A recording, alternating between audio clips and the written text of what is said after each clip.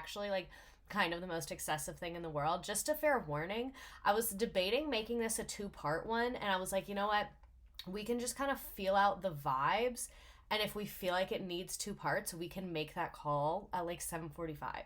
So we are talking about Melania Trump tonight. This ended up being so much more entertaining than I thought, but I do have to deliver the heartbreaking news that I forgot to put where she's like, hello. I forgot to put that in there, and then I realized at 6:59, and I like tried to add it in, but I couldn't find it, and then it was like taking me to weird links on Reddit, and it was just like a lot going on. In Melania Trump's honor, I did get a spray tan. Oh, that's like kind of a lot. So if you notice anything different about me, that's what it is. This lip gloss literally leaks everywhere, but I love it, so I really don't care. A lukewarm coffee.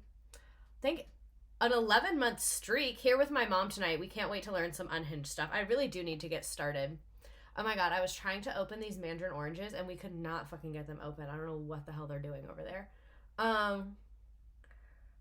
Finally completed the pipeline. It's been a long time coming. The new profile picture is amazing. Thank you. So I was gonna post the rest of them, and then we like, me and my sister just took them, and she like used her iPhone, so it's like not that professional. So I was like, oh, I should pay someone to give them like a slightly better edit, and I literally explicitly told them, I said, do not change any of my facial features. I just want you to make the lighting more professional, and you can like, I said, you remove like blemishes, but don't airbrush my whole body, how they do, you know? And they sent it back to me, and it literally looked so bad, and I was like, what's wrong with you? And so I told them, I was like, it looked like I had the worst lip fillers I've seen in my fucking life. The way they did these photos. It was so bad. I was going to post them because they were so bad. Like, it's that funny. So I messaged them back, and I was like, this is a lot. This is a lot. And then they were like, okay. And then they took away, like, the lip filler and, like, making my eyes fucking huge. And I was like, I looked like I had Botox face. I don't even know how the fuck they did that. I mean, real can recognize real. They did. I'm sure what they did is what most people want. Like, what they did, I'm sure is what most people want. Not what I wanted. So anyway, then I sent them back, and then the guy sent them again. And the second round, it was, like, still way too airbrushed, but I at least, like, looked like myself a little bit. So we're getting somewhere. People cannot imagine women actually enjoying the way that they look. Literally, I was like, I would get it if I didn't give you directions, but I literally specifically said that. And I picked this person because on their, like, profile, they had some pictures that looked pretty natural. So I was like, oh, cool. If we're good tonight, then you'll show them after the quiz. I should send them to my class, except those photos are like wildly inappropriate for school, so I definitely can't do that. So anyway, let's get into Melania Trump. I have a special little treat for us tonight that I don't know if we'll like, but I'm hoping that we'll like. Because Nearpod has been like just kind of a hater, generally speaking, I have a Blook It at the end of tonight. I don't know if you guys have ever played Blook It, but basically like the one that we're going to do is my favorite one. It's the restaurant one, and you have to get questions right to get food and feed your little guest, and then like whoever makes the most money wins. I play it with my class all the time. So I thought you all might be into it. So anyway, let's get into Miss Melania Trump. She's not zooming in. If anything, I'm probably going to be on a watch list. So we'll see how things go in November, and maybe I'll go to prison. Who knows? I just thought of that right now. We're already in too deep, and this is interesting, so we're going to do it. So for anyone living under a rock, she is a Slovenian-American former fashion model who served as the First Lady, as the wife of he who shall not be named, the 45th President of the United States. We're going to keep our conversations about him at minimum tonight. She is the first naturalized citizen to become First Lady, the second foreign-born First Lady after Louisa Adams. So I guess back then with Louisa Adams, they didn't give as much of a fuck about citizenship, which checks out because it was like the colonies. So that she was like, bitch, I was here during the war. Check me. That tracks. That does track. And she was the second Catholic First Lady after Jacqueline Kennedy, who she says she models herself after. So let's get into her early life. We are going to be spending, forewarning guys, Melania autocorrects to Melanie. Everyone add it to their dictionary right now. Oh, we're def getting Trump ads before the videos tonight. That's part of why we switched to Google Slides, is so hopefully that doesn't happen. So her early life. She's literally like Gorgina, like Real can recognize real on that one. So she was born in Novo Mesto, Yugoslavia, which is now part of present-day Slovenia, on April 26, 1970. Her father, Viktor Novs, worked as a chauffeur, and he eventually sold car parts for a state-owned vehicle manufacturer as he made connections with the League of Communists in Yugoslavia, the National Communist Party. So, yeah, that's her. He got my school's homecoming parade canceled because they needed the cops for a stupid rally. You should, like, go to the news with that. That's terrible. I bet the, like, Kamala Harris team would probably pay you to do that. Like, I bet if you were like, oh, I'll talk about this, like, they would get you on TV within the hour. Probably. They seem pretty connected on social media. Anyway, I digress. Parents and siblings. Her mother, I'm going to butcher this, I'm so sorry. Amalja, I think, I don't know, worked as a pattern maker at a children's clothing manufacturer. A lot of Slovenian names. Okay, so at a clothing manufacturer by the name of Jitrangia in Sevnica. If someone out there knows where that is or how to pronounce that, feel free to chime in just at any time. The family lived in a state-run housing complex. Trump, yeah, because it's her last name, but it's just funny to read it in this context. Melania attended, because imagine, I'm sorry, just imagine. I'm so sorry. Trump... You're a fighter. Get through it. Melania attended Savinko Savo's Klodnik Elementary School. That was a really hard fight for nothing. For absolutely nothing.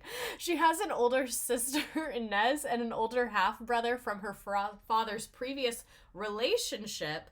Interesting. Not marriage, relationship. No judgment. No judgment.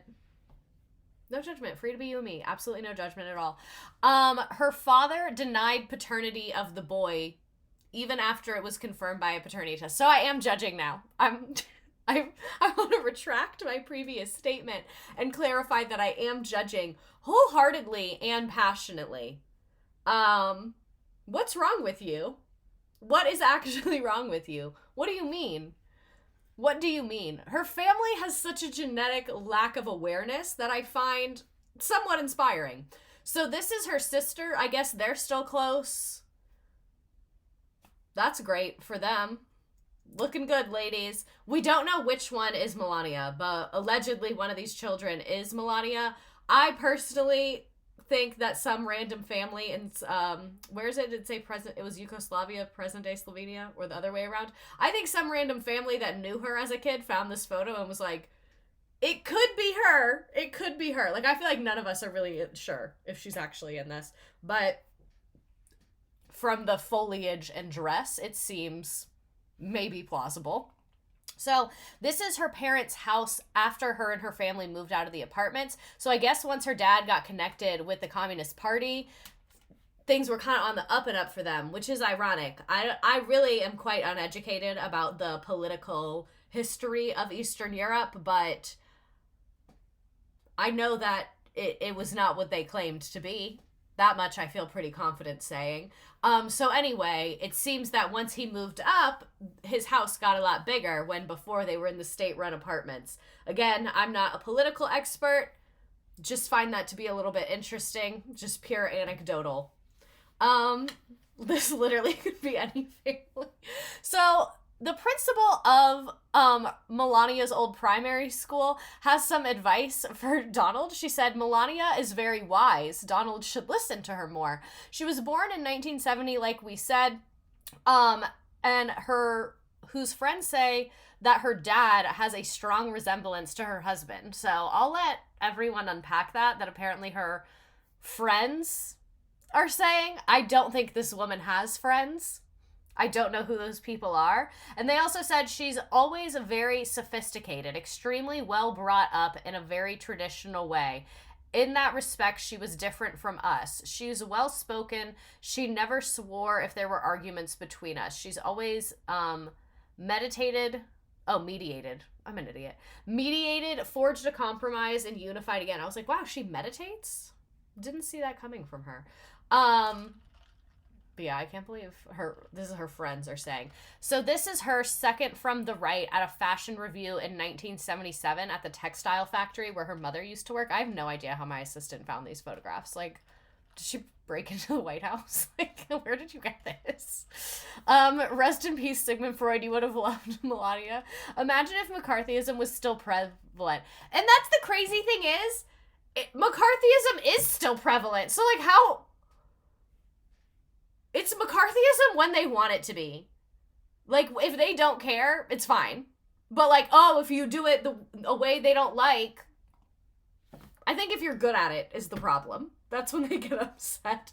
So her father, like we said, was a car salesman. Her mother, very like working class vibes. But then her father became a member of the Communist Party, which espoused a policy of state atheism. And so he had his daughters secretly baptized as Catholic, which was apparently relatively common.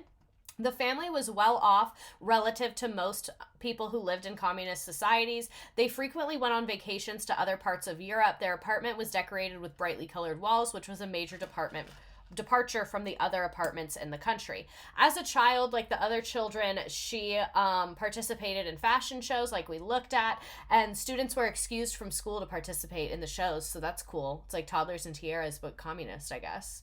Would have loved to see that. Wait, so the communism is coming from inside the White House? I mean, she's not there right now, but yeah.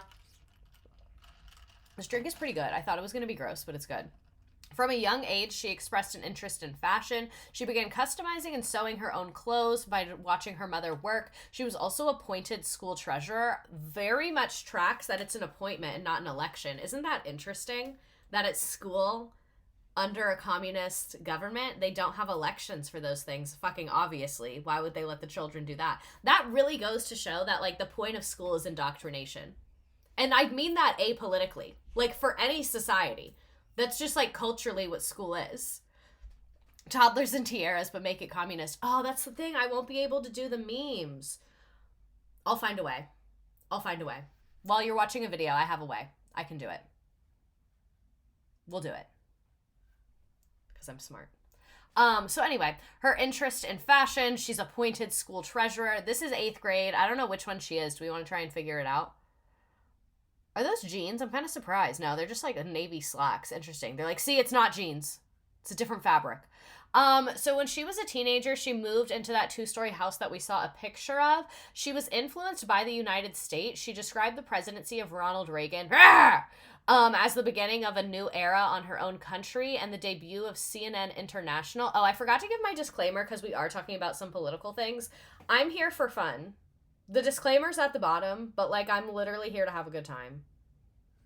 This isn't what I do at school. If you think it's school, I have time to go over 154 slide about Melania Trump. You are dead wrong. So, I'm just here having a good time at 7 p.m. as a young woman. Thanks. So anyway, she said the beginning, not the Reagan, Ronald Reagan. Good use of that emoji tonight. I haven't made one of those in forever. I should come up with better ones. So anyway, she said the presidency of Ronald Reagan and the debut of CNN International gave her family access to American media. One particular interest was her exposure to global fashion. I love how, like, times are changing all around the world, and she's like, these dresses, though. At the age of 15, she began attending the secondary school for design and photography in Ljubljana. Okay.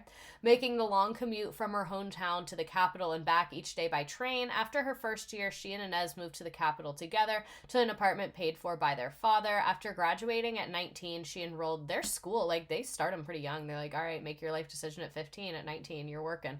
After graduating at 19, she enrolled in, she's going to university now. I guess they have, like, specialized high school there. Interesting.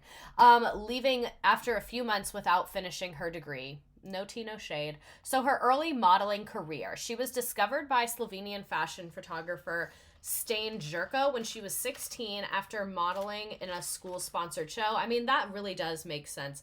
You should type the names into Google Translate and have it speak for you. Oh my god, I literally already have like 30 tabs open, but that's a really good idea. Where was I? So she had said she wanted to be a fashion designer rather than a model, but I mean, when you're serving face that hard and you're out of photography school, We knew it was going to happen. She won a modeling contest with the Italian studio Sensita that entitled her to a movie role, but she rejected the prize after the producer sexually propositioned her, so good for her, I guess. As her modeling career progressed, she took an alternate spelling of her name, Melania Naus, and then so we saw before, it had Melania with like a J in it, like the Duggars. But now she's Melania like we know. Then she traveled Europe trying to find modeling work. So this is her in 1987. I love how they used to have eyebrows. I love how models used to have like a full brow. I absolutely love that. She looks the best in the one on the left. Here's some more pictures of her. She looks so different. But yeah, my girl is doing 1980s modeling, like, period. When Melania became Melania, the hairstylist on the right did her dirty. It was also the 80s. So, except a few close relatives, she did not maintain contact with anyone she knew in Slovenia. So that's what I'm saying. This woman does not have friends. Like, she doesn't. And it's fine. Like, I'm not judging you, but she literally just doesn't. Oh no, I didn't mean to do that. So she was named runner-up in the JANA Magazine Look of the Year contest, which she promised to its top 3 contestants an international modeling contract. She signed with RVR Reclaim in Milan, but left the organization after a few months. So I have very publicly quit jobs multiple times, so I'm never going to judge someone for quitting, but this isn't the second thing you've quit in a row. Third if you count the movie, but I'm not going to count the movie because the guy was being weird towards you, and I'm a reasonable person. But it's interesting. It's giving Gap. She is alarming. So she spent the following years traveling Europe for modeling jobs, including one where she portrayed the first female president of the United States in 1993. What if? I'm not saying it's plausible, but I'm just saying, like, none of us thought Donald Trump was ever going to be president. So maybe in a really scary world that might happen, and people might in my comments be like, oh, but the citizenship rules. Crazier things have happened. Great. Like, this is okay. So sidebar, I hate when I'm talking about something that I think is going to happen in our country and people are like, but this rule, and I'm like, we've had a civil war before. What do you mean the rule? People have literally broken laws in the government so many times in U.S. history. Like, but her husband owns the Supreme Court, so life imitates art. So around the age of 23 or 24, I don't know if we have the photos for that one. I don't think so. Someone try and look it up and see if you can find it. So around the age of 23 or 24, she made Paris her primary residence, where she lived with her roommate Victoria. She modeled for fashion houses in Paris and Milan. And in 1995, she met Metropolitan Models co-owner Paolo Zamboli, who was on a scouting trip in Europe. Zamboli, a friend of her future husband, became one of the few people that was involved in her life for a long time. So we're starting to get to the thing that people know her most for. Again, more pictures of her here. I do kind of want to Google that photo of her. Melania, first female president photo. What did it say? It was 1993. Okay. Oh my God. Are you a subscriber? Leave me alone. Okay, I think I found it. It's not on YouTube. They took the video down, but I found like a screen grab from it. Sorry, I'm sure my face looks crazy right now. So it's like in a commercial, and that's her. Yeah, the Slate article I'm looking at, like the video got taken down, but here's a photo. Interesting, so interesting. She was legit a cool girl back in the day. I don't know. The fact that she has no friends is alarming to me. So Zamboli, the fucking model agent guy, urged her to travel to the United States, where he said he would like to represent her. In 1996, she moved to Manhattan. By this time, she was already 26 years old, much older than most aspiring models. I hate capitalism. Zamboli encouraged Melania to live near and socialize with people in the fashion industry and arranged for her to share an apartment with photographer Matthew Atanian in the Zecknendorf Towers. She has this is a lot of words. And we're in Manhattan now, so it feels targeted at this point. Her rent was taken from her pay with the agency. I have heard that that's very, very common. Once she resided in the United States, she returned to her home country only sparingly and for only short periods of time. Meet the woman who used to be Melania Trump's roommate. What's it like to be roommates with Melania Trump? This woman knows. Victoria Silvstedt shared a small apartment with Melania when they were both fresh-faced models back in the 90s. What was Melania like as a roommate? The perfect roommate. Clean, neat, domestic, And I think I couldn't ask for a better roommate, actually. What did you used to do for fun? Cook at home, and that was about it. I feel like Melania wouldn't speak. Well, it's very simple, like tuna, salads, and, easy stuff. It's easy to make, So what do you think young girls in their 20s are making at home? Restaurants. Tuna and salad, Victoria exactly. and Melania had a lot in common. Both are Europeans. Victoria from Sweden and Melania from a small town in Slovenia. That's beautiful. They shared an apartment on the 6th floor in the heart of Paris, not far from the Notre Dame Cathedral. We had staircases, no elevators, so we had to run up and down the stairs quite a lot. So that was a challenge. These are terrible questions. As a model, you got to keep active. So you use the stairs as a way to stay in shape? God. Let me in there! Victoria... I would be asking the good girl roommate questions. I'd be like, were you the type of roommate where it wouldn't be weird for you to go in her room and be like, will you help me hold my boobs up for my spray tan right now? Or were you more the type of roommate that it's like, you guys communicated serious conversations via notes? Or text messages, but they don't have text messages, I don't think. I don't know, actually. You know what I mean? You found a video of the commercial? Send it. Feels back then, Melania idolized screen legend Sophia Loren. I remember back then she was telling He's literally me just flirting one with her. day I would just love to be like Sophia Loren. So obviously that was her style icon. I need the dirt. Both Melania God, and my eyelashes are Victoria driving ended me up crazy. moving to New York. Victoria was named Playmate of the Year in 1997 and then became the face of Guess Jeans. I love New York! Victoria has been closely watching her former roommate's first year as First Lady and thinks some of the criticism has been unfair. Okay, well, I don't care about that. Someone found the commercial. Thank you. Thank you. Who was it that found it? Shade of Blue. Let's do this.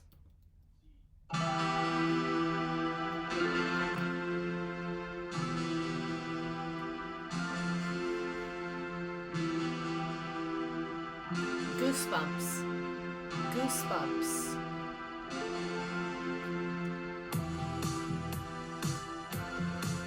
What is this a commercial for? My name is Gabby. Oh, hi, Gabby.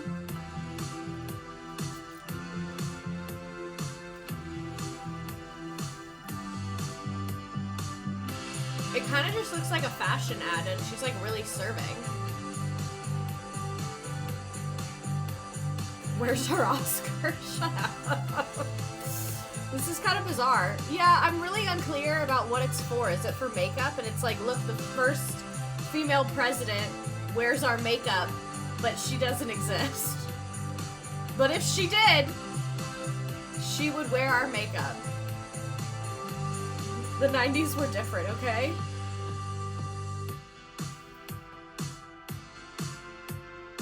Who is this to you? Oh, she's serving face. Okay, she does. I a little bit see her face up today now. Is she in court? Is she being sworn in? Did we just watch her inauguration? What's going on? The clearly stock footage of the crowd. Oh my god, please, the flags! The not even ironed or steamed flags. The glasses.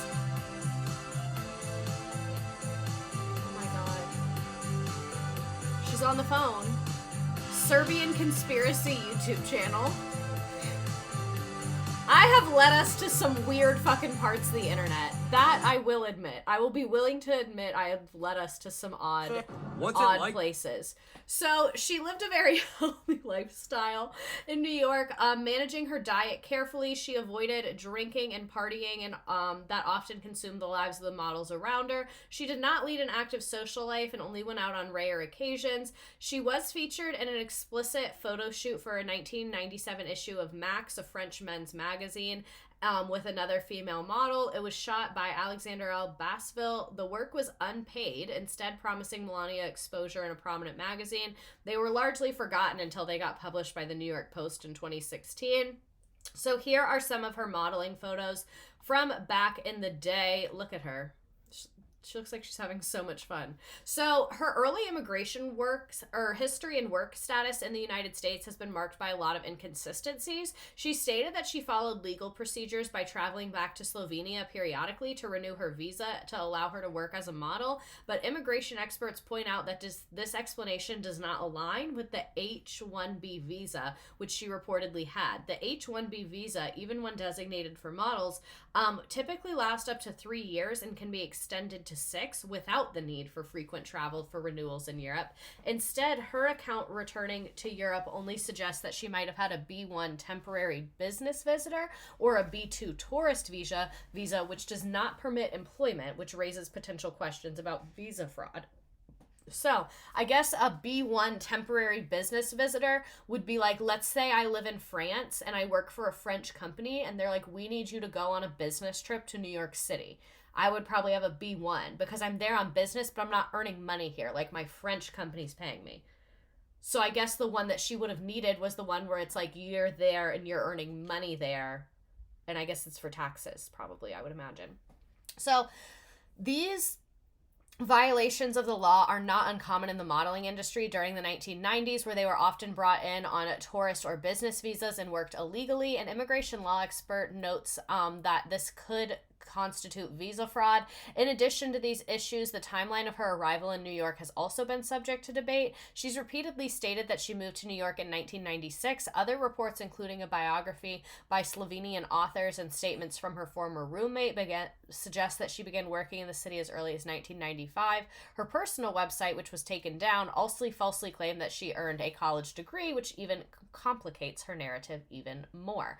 So, modeling agent Paolo Zamboli worked with her and claimed all the models he represented entered the U.S. legally, either on H-1B or O-1 visas. The O-1 visa is designated for individuals with extraordinary ability and is used for top-tier talent like star scientists or athletes, but immigration attorneys believe it would be unlikely that she would have qualified for the visa because she was kind of an obscure status as a model in the 90s. Despite multiple questions, representatives from the campaign have not clarified which visa she used, which has left this unresolved.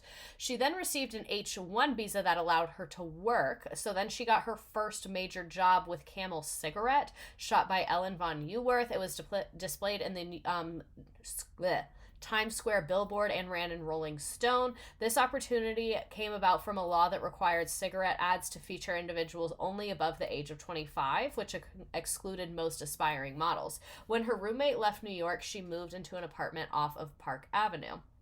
If I had an O-1 visa, you couldn't tell me nothing. Then around this time is when she met the man. We're just going to call him the man. That was in 1999. This is them. Great. So in September 1998, Zamboli introduced Melania to the man that's a real estate mogul. He had a date to the event. What a classy guy. What a classy guy, just hitting on someone, running your date.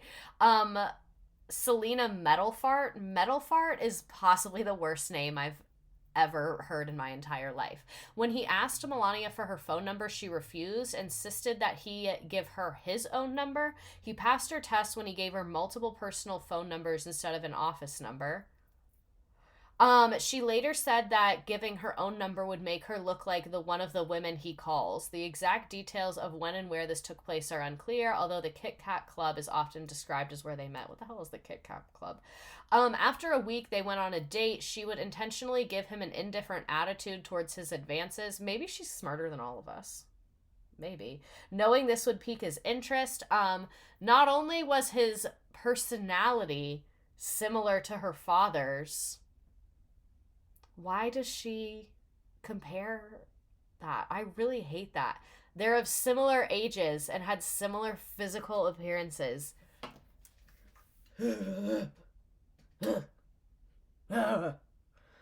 She said that she read his book to see what he wanted out of a relationship, so that's really normal and average. Kit Kat Club is way too close to KKK. So what the fuck? Melania held a press conference later on September 8th, spending the event recounting her successes and telling reporters that she was world famous and among the top 50 highest paid models in the world and set to appear in a movie alongside Mickey Rourke. The intention was to build her profile in anticipation of another ultimately unsuccessful cigarette ad campaign. This was unusual behavior for a woman who typically kept quiet and a professional presence, and reporters were unable to verify the claims that she made. Melania and the man have stated that they met at New York Fashion Week shortly after this conference, but a lot of people said that their relationship had already developed by then, and I guess that this was his idea. Their relationship initially only lasted a few weeks. She left after she saw his ex-girlfriend leaving Trump Tower, but then she got back together with him a week later. Get up off the floor. This is the ex-girlfriend, Kara Young. They really look the same as each other. Maybe he thought they were the same person. I don't mean that to like be less insulting to him. I think that that's genuinely a possibility. So dating him brought several benefits for her. His fame and connections gave her a lot of career opportunities. She experienced such a benefit that October when she had the opportunity to meet the Kennedys at a gala. Their mother, Jacqueline Kennedy, who had died shortly before, had been deeply admired by Melania and her mother because, like we said, she was like into American media. She encountered many other world famous celebrities while attending events with that man. She continued her modeling career even after she met that man, though she took fewer jobs as time went on and dedicated more and more time to him. In 1999, the couple gained attention after an interview with Howard Stern on his show, where he asked them lewd sexual questions. The man often brought Melania to meetings to show her off, praising her beauty. He did not let her participate in business, citing the conflict he had with his first wife after giving her an executive role. So, I know we said we weren't going to talk about him, but we're not talking about him. We're talking about Ivana. Pivot to the first Mrs. I don't understand the Mrs. thing. I don't know which one is which. Ivana. This is the man's first wife. She played a very pivotal role in his early success. She was vice president of interior design for the Trump Organization, overseeing designs and operations for many projects, including Trump Tower. Ivana elevated Trump's status by introducing him to Manhattan's high society, creating an aura of wealth and glamour around them. They divorced in 1990 after he had a scandal because he had an affair with Marla Maples. He tried to get Ivana out of the business role and even attempted to keep her from any financial stake in the empire, even though she literally built it with him. She fought back, secured a $14 million settlement in their mansion in Connecticut, and joint custody of their children. So, not that it matters, but he did her like super fucking dirty. So, this is some of Melania's modeling pics after Donald. I do love that bathing suit. So I keep forgetting she's an actual model and this isn't just like someone's Instagram. This is for them in the 1990s. This also looks like she started getting shit done to her face. Remember when Ivana died suspiciously? Oh my god, could we have an Ivana stream? Is that insane? So, moving on to the man's campaign. In the late 1990s, he explored a presidential run. Melania played a key role in his public life. Described by the man as a woman of great style and elegance, she was seen as a potential first lady in the mold of Betty Ford or Jackie Kennedy, emphasizing grace and poise. Throughout Trump's exploratory efforts for a Reform Party bid, she remained visible in a supportive presence, accompanying him to campaign events and press conferences. However, as the campaign faced increasing challenges, particularly within the divided Reform Party, he made the decision in January 2011 to end his relationship with Melania. This move was reportedly an attempt to appease Reform Party leaders, although he praised her publicly, saying she will be missed, signaling her importance to his campaign entourage. Despite the split, the separation did not last long. Oh, are you talking about how she's buried on the Trump golf course? It's literally fucking insane. It's so he could get a tax break and call it a graveyard, and they don't even have anyone tend it. Like, it's all overgrown and shit. You can barely see her headstone. It's literally the most disrespectful thing I've ever seen in my life, and I don't know how her children allow that. I digress. Oh my god, my phone is like blowing up right now. Am I getting fired? What's happening? So they broke up, but it was like for 5 minutes. Fucking typical. This is like the third time that's happened. He withdrew from the presidential race. I never even knew that this happened. I never knew that he had run for president before, which I feel like I should have probably known. He rekindled his relationship with Melania. Their reunion culminated in their marriage in 2005, and her role became increasingly pivotal, and it shifted his focus back to business. So, Melania was one of the first models to be recruited to the man's modeling agency, Trump Model Management, after its creation in February 1999. The following month, so this is before they got married, because they got married in 2005. The following months, she appeared in several magazines and advertisements organized by individuals close to the man. While the man was organizing his campaign, she appeared in the February Sports Illustrated swimsuit issue. The image featured her in a bikini alongside an inflatable whale and was shot by an associate of Zamboli. Shortly after the shoot, Vergalis, the photographer, called Melania back for another project where he had her pose nude in a Bond girl aesthetic. How do you have a Bond girl aesthetic if you're naked? I thought it was like the outfits that do it. My grad school group chat. Can you guys like not care about school? I'm doing something right now. Anyway. The man lobbied for her inclusion in the GQ spread, and her relationship with the man allowed shoot access to his Boeing 727. Images from the shoot were featured in the 2000 January edition of the GQ magazine. At the time, the man's involvement was not made known. She then appeared in another sexualized photo shoot where she posted in a mock-up of the Oval Office. Her, like, continuously having things having to do with the presidency way before is, like, kind of jarring to me. And we have new information this morning about Donald Trump. So apparently Trump modeling was bad. Taking on a company owned by the presidential candidate. She claims she was promised she would make big bucks working for Trump's modeling agency, but that was not the case. ABC's Brian Ross is here with the story. Good morning, Brian. Well, good morning, Laura. As a candidate, Donald Trump has called for an end to abuse in a U.S. visa program that brings in specialized and seasonal foreign workers, criticizing its use by others, including the ABC parent company, Walt Disney. But it is the very program Trump has repeatedly used in his own business ventures, including one that is less known but quite glamorous. I believe in you. In a video for this year's Sports Illustrated swimsuit contest, model Mia King is running a very provocative campaign for votes. Much like the man who owns the modeling agency that represents her. I'm making our little board. It's not well known, but his vast business empire includes a modeling agency. Trump Model Management is not considered one of the top 10 agencies, but some of his models have hit it big, including his wife Melania, who, while dating him, posed on Trump's private jet for a British magazine. And as seen on this MTV reality show, Trump has been personally involved in recruiting talent. You just signed with a model agency today, which is great. But it hasn't worked out well for everyone.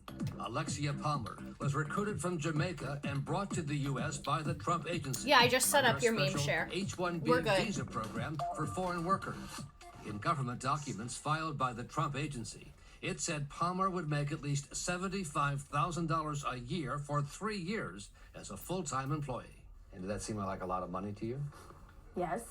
But she got nothing close to that from the more than 21 shoots, including this campaign for Iman Cosmetics. According to a lawsuit she's now filed, the Trump agency deducted some 80% of her earnings as fees and expenses, leaving her with a total for 3 years of only $3,880, plus some modest cash advances. And under her visa status, she could not work anywhere else. I feel like I was a slave or something. A slave? A slave, because that's what slavery people do. Just work and work and work and don't get no money. The Trump agency says it had a hard time finding work for Palmer, and that the $75,000 a year on the form was just an estimate. Trump General Counsel Alan Garten. There was no employer-employee relationship. Except you checked the box that said full-time employee. Well, because that's what the form requires. But it wasn't true. Get him! This is how it's done in the industry. This is sounding a bit too close to human trafficking. Official says companies don't have the option of ignoring the wage figures they cite in a U.S. visa form, like the $75,000. It would be extraordinarily unusual for that to be legal. The Trump agency has brought more than 100 young models to the U.S. under the H-1B visa program. I think The we very just program discovered Trump, that he's a as human candidate, trafficker. has criticized others for using as a cheap labor program. So, 22-year-old Alexia is going to take on Donald Trump. Yes. And Good for I know her. I'm going to win because this is very unfair. Alexia Palmer says there are other Trump models like her, but they're afraid to come forward to take him on. In part because once they leave the Trump agency, their H-1B visas expire, and if they stay in the U.S., they are subject to deportation. Wow. So, Thank you, Brian. Yeah. Thank you, Brian. So that was an unexpected twist, but I'm honestly not that surprised. So this is some more of her modeling stuff. So that's when they said she was like posed with the inflatable thing.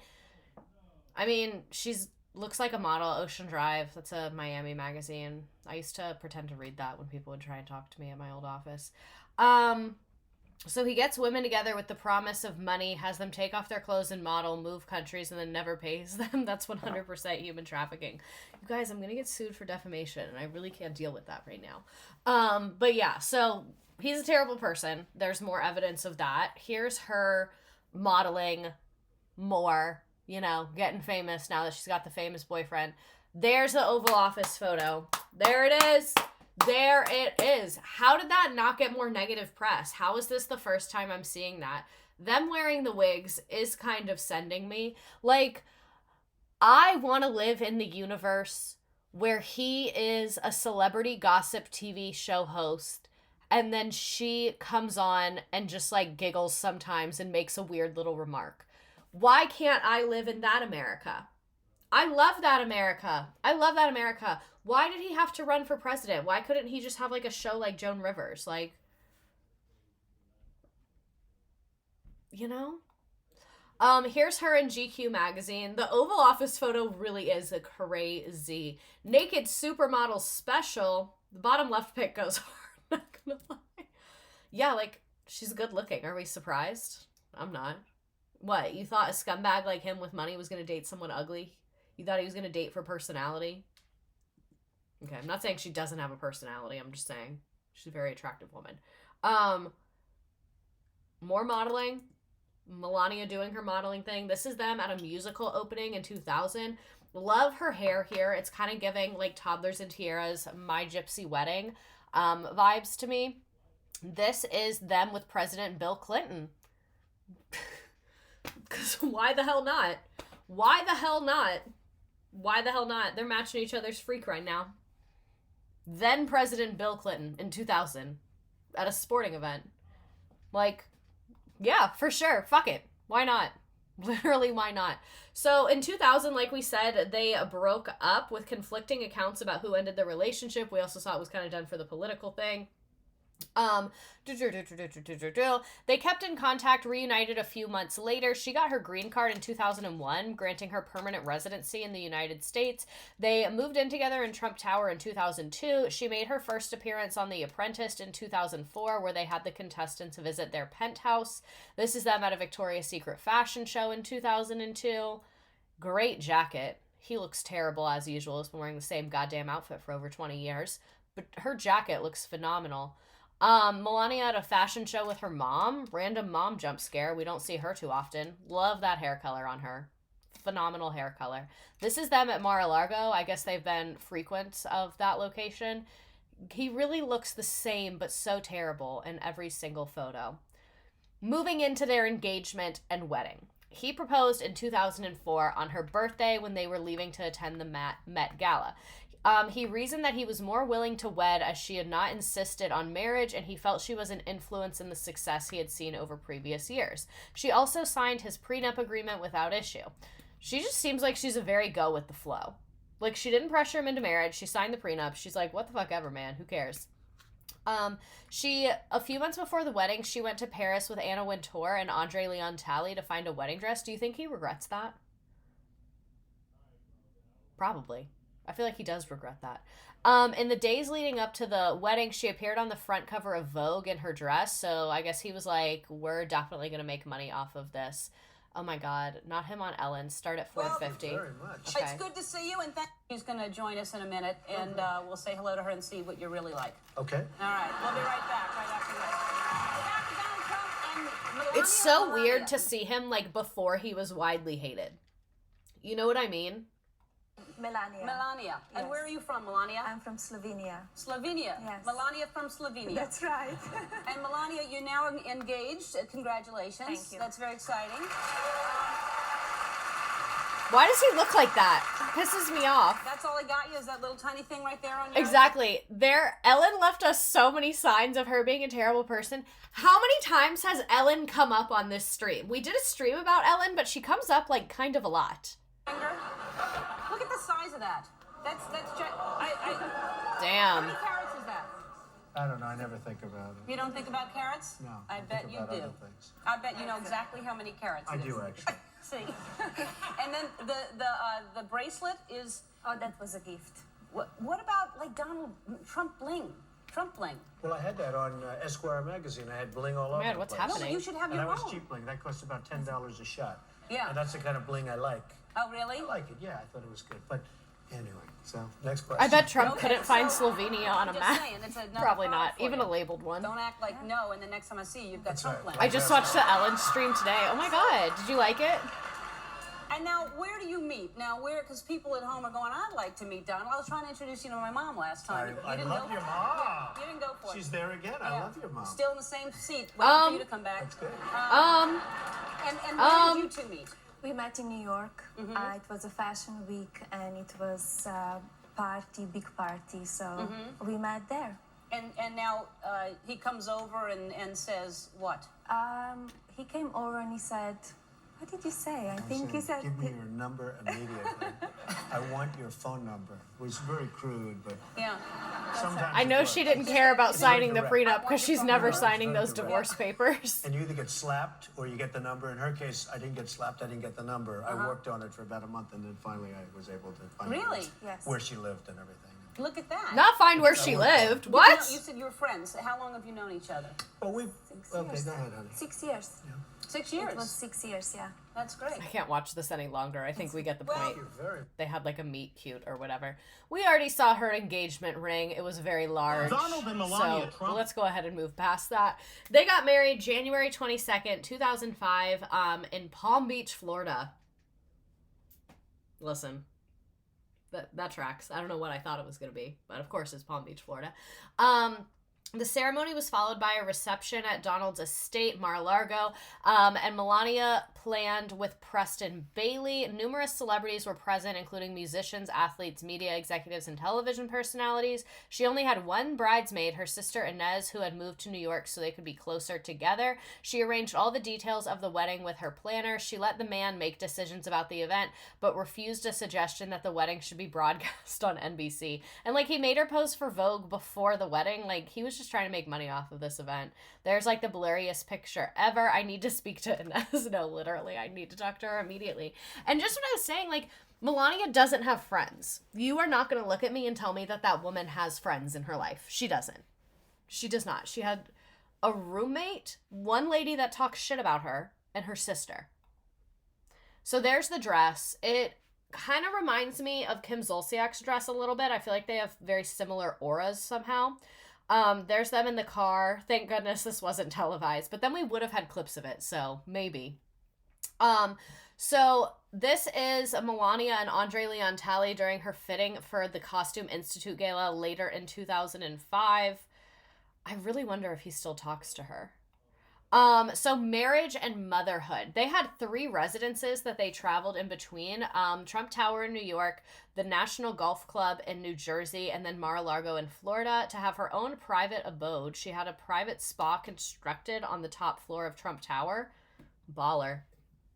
As a couple, they did not spend too much direct time together. Okay. Preferring to live adjacently with one another. According to the man, their passive relationship suited him because he worked for a living and did not want to go home and work at a relationship. Melania accepted a transaction element in their relationship, though she cared about the man and did not believe that she was a gold digger. When she attended events, she said it, not me. When she attended events with the man at his facilities, she often stayed only for a few minutes to make an appearance before returning to the private residence. He did not learn to speak her native language, and she said she accepted that because she is not a nagging wife. That's a quote. Not a nagging wife. Okay. Okay. Husband of the year. Worked for a living as if scamming people wasn't his full-time job. She stayed out of the public spotlight with the accepting the occasional charity work and an appearance in an Aflac commercial. She became a citizen July 28th, 2006, which makes sense because she was married, so that's how that works. Then she sponsored her parents using the chain migration immigration process, which her and her husband later repeatedly criticized. Melania and Baron, her son, maintained dual citizenship in both the U.S. and Slovenia, spending most of her time at the Trump residences. She rarely kept companions besides her parents and her son. When she's with her husband, they watch film together, including their favorite films, Gone with the Wind. Yikes. And Sunset Boulevard. I don't know what that is. So upon marrying him, she became a stepmother to his 4 children.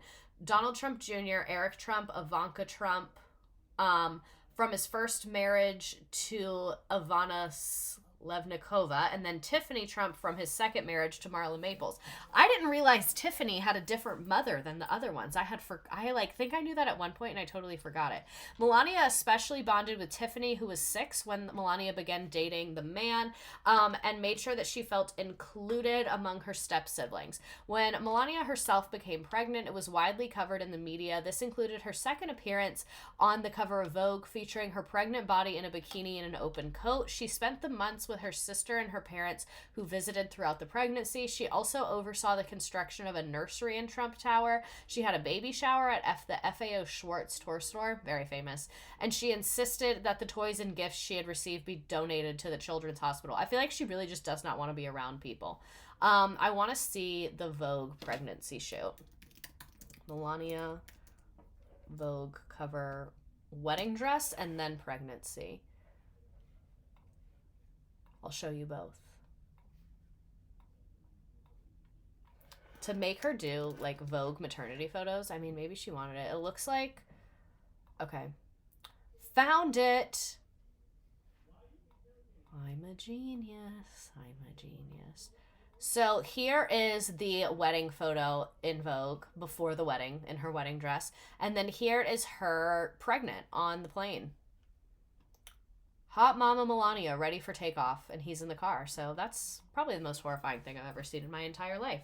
I know it's a small thing, but you calling him the man is making this so much more palatable. I just had to, because that's really all he is in this story. I don't like either of those. Yeah, me either. I'm really not into it. I'm also really proud of myself for, like, staying on track tonight. We're about halfway done, which is so unlike me. So they had a son March 20th, 2006. Really within like a year of them getting married, which is interesting. Baron William Trump. Melania chose her son's middle name, while the man chose his first name. The man had previously used the name Baron as a pseudonym for when he posed as his own public relations agent. That is so embarrassing. After Baron was born, Melania was active in his life and accordingly spent less time attending events with her husband. The man made it clear that if they had a child, he would not be actively involved in the child's life. Okay. Transparency king, I guess. Most men aren't brave enough to say it. I'll give him that. Melania later said that she approved of this because she didn't need him changing diapers or putting Baron to bed. She avoided the use of nannies with a few exceptions in his earliest years, insisting on raising him herself. This lessened social activity meant that the man could begin courting supermodels again, which made Melania uncomfortable, though she did not know about the women who later alleged to have extramarital affairs with him. So this is her in 2006. I'm guessing before she had the baby and was pregnant. But again, still serving model. So this is her pregnant. There is the baptism, him as a toddler, you know, kind of like mid-2000s mom vibes is what she's doing. This is her in 2007 with her son. He's a little bit bigger here. He kind of just looks like he don't really want to be there. No jeans at a formal event, Baron. Everyone else looks like they're in black tie. I'm going to need you to get it together. Children are awkward. I always feel bad for children that have to be in the public eye, because I think being a child is just an inherently awkward and horrible experience. So whenever I see children that have to be in the public eye, I just feel for them. you know, to be a child in the public eye is quite a lot. So, business girl Melania era. As her son reached childhood, she found herself with more time for her other pursuits, so she trademarked her name Melania in 2009 as a jewelry brand, which she used to sell less expensive jewelry pieces on QVC. She was intentional about not using the Trump name in her branding, correcting reporters who called it Melania Trump. She drew the designs herself, which were based on 3 places she had lived: New York, Palm Beach, and Paris. Over the following years, she released an additional Melania collections, and they sold out each time. She then developed a line of caviar-infused skincare products under the brand Melania Marks. Meredith Marks connection? Anyone? Anyone. To go from being in the public eye as a young child to become the child of the president as a teenager, oof. Yeah, isn't he at NYU now? I hope he becomes emo. That's my prayer for him. I think that would be good. I think that would be good character development. The caviar-infused skincare is really sending me. The brand never launched, though. It brought about a legal case when the company selling the products, New Sunshine, underwent management changes and voided the contract. The company alleged that one executive had given a sweetheart deal to Melania because the man was a family friend. The case was decided in Melania's favor, and the amount to be paid out to her was settled out of court, so we don't know how much it was, but she initially sued them for $50 million in lost revenue. So this is her modeling sum. I think there was something I wanted to look at her jewelry.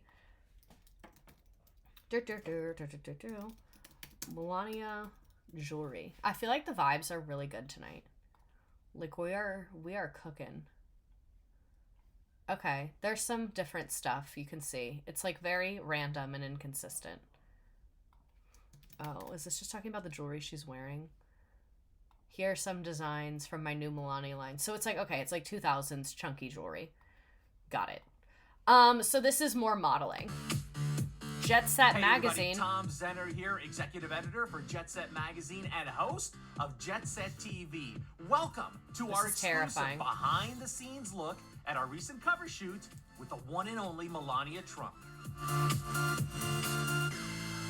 Jet Set Magazine TV. I am watching the new Sister Wives. Big fan. It's the worst show ever. I had a great day, you know, all the team come together and stylist, hair, makeup. So it's a fun day. She's amazing. She's gorgeous. She was really creative. I told her she should work in the magazine business. I suggested have her work in the magazine industry because, you know, the family could probably use another income. Yeah. I mean, that's a great idea.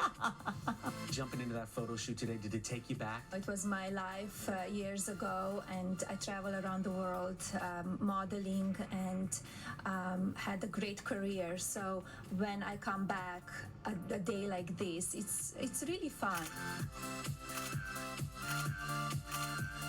Hey, she's a mom, she's a model, she's an entrepreneur, and what a great photo shoot we had today for Jet Set. Melania, pleasure to meet you, and thank you so much. Okay, we'll see you soon. Perfect. A big thanks to Melania and everybody who helped make this come together. Big thanks to Melania and everybody who made this come together. Here's another video of her doing her modeling thing. This is a short one. This is in 2015. The music, I can't. So this is an SNL skit in 2015. Here, hold on a second. Let me open this. I feel like I got out of order somehow. Pause. Where are we? Okay. I'm going to come back to the SNL skit. Goodbye. So, she was the one who finally convinced the man to run for president in the 2016 presidential campaign. Apparently what she told him is he either needed to do it or stop talking about it. That doesn't sound like she was genuinely telling him to do it personally. So the campaign, you know the one, So when the campaign began, Melania made it clear to her husband that she would not be pressured into campaigning or attending events, and that she would only make appearances when she wanted to. She subsequently played a relatively small role in the campaign, which is atypical of presidential candidates since the early 20th century. Explaining her absence, she cited the need to stay at home with her son Barron. Her daily routine was nonetheless altered by the campaign, as she had to take security arrangements into account when she traveled. She could not post about her activities online in real time. Once a prolific user of Instagram and Twitter, she became less active on her social media accounts when the campaign began. So this is her at Capitol Hill in 2015. Whoever took this photo needs to be awarded. You know, she kind of slays at making and enforcing boundaries. That's why I want to do a stream about her, because as much as I hate him, I just find her interesting. I don't even like her or hate her. I just find her interesting. So now we can go back to the SNL skit. And now a message from Donald and Melania Trump. She was like, man, might get him out of the house. Good evening. As the man who's almost certainly an ex-president, I wanted to give you a chance to get to know the real Donald. Now, you're probably looking at this lovely woman here and thinking, whoa, who's this? Another bangable daughter? No. Actually, it's my beautiful wife, Melania. She did ruin the Rose Garden and deserves hate for that. Yeah, okay. Valid. Our humble Not gold bad, house. right? I mean, talk about foreign policy experience. We got the same interior decorator as Saddam Hussein. She seems very Now, I asked unbothered. Melania to be here tonight to help me clear up some of the lies that those losers and morons are saying about me. Like that I hate women. How can I hate women when I've got the world's greatest woman right here? Yes, Donald loves women. You know, he always saying, that woman is knockout, that woman is a 10, that woman used to be a 10, but hey, she's still a 7, you know? Cecily is funny. He's always very supportive to me. Like, when I asked to go spa or go shopping, you know. All right, we get the point. They got made fun of on SNL a fair amount. Ugh. So, while many people doubted his chances at the presidency, ultimately she believed that he would win. Unlike his advisors, she encouraged him to follow his instincts and say what he felt he should say. I feel like she was trying to sabotage him and it didn't work. Like, maybe we should blame her for this whole thing. With the exception that she said she does not like how he uses profane language. She analyzed the campaign closely from home, following polling and watching how her husband interacted with his opponents. She spoke to him on the phone regularly throughout the campaign, including a conversation after each rally where she gave a candid evaluation of how he did. I'm so curious if she's still doing this. So, her career as a model was an advantage during the campaign, as she was prepared for photographers and did not need to hire a fashion consultant. As a model, she was required to be deliberate in all her movement, including how she stood and walked. She resented being called shy during the campaign, saying that this was an impression spread by people who only briefly met her and wanted their 15 minutes of fame. Her earliest speaking appearances in November 2015 and February 2016 were prompted by the man calling on her to speak to the crowd. Both times, she said only a few sentences. Her first scheduled speech during the campaign did not take place until April 2016. The campaign reportedly wanted to get Melania more active, as she was in a unique position to humanize the man and appeal to the American dream from an immigrant's perspective. Hope Hicks was the campaign's main liaison with Melania, facilitating any appearance. Didn't Hope Hicks, like, tattle or something? Didn't she come out and say something? I don't remember.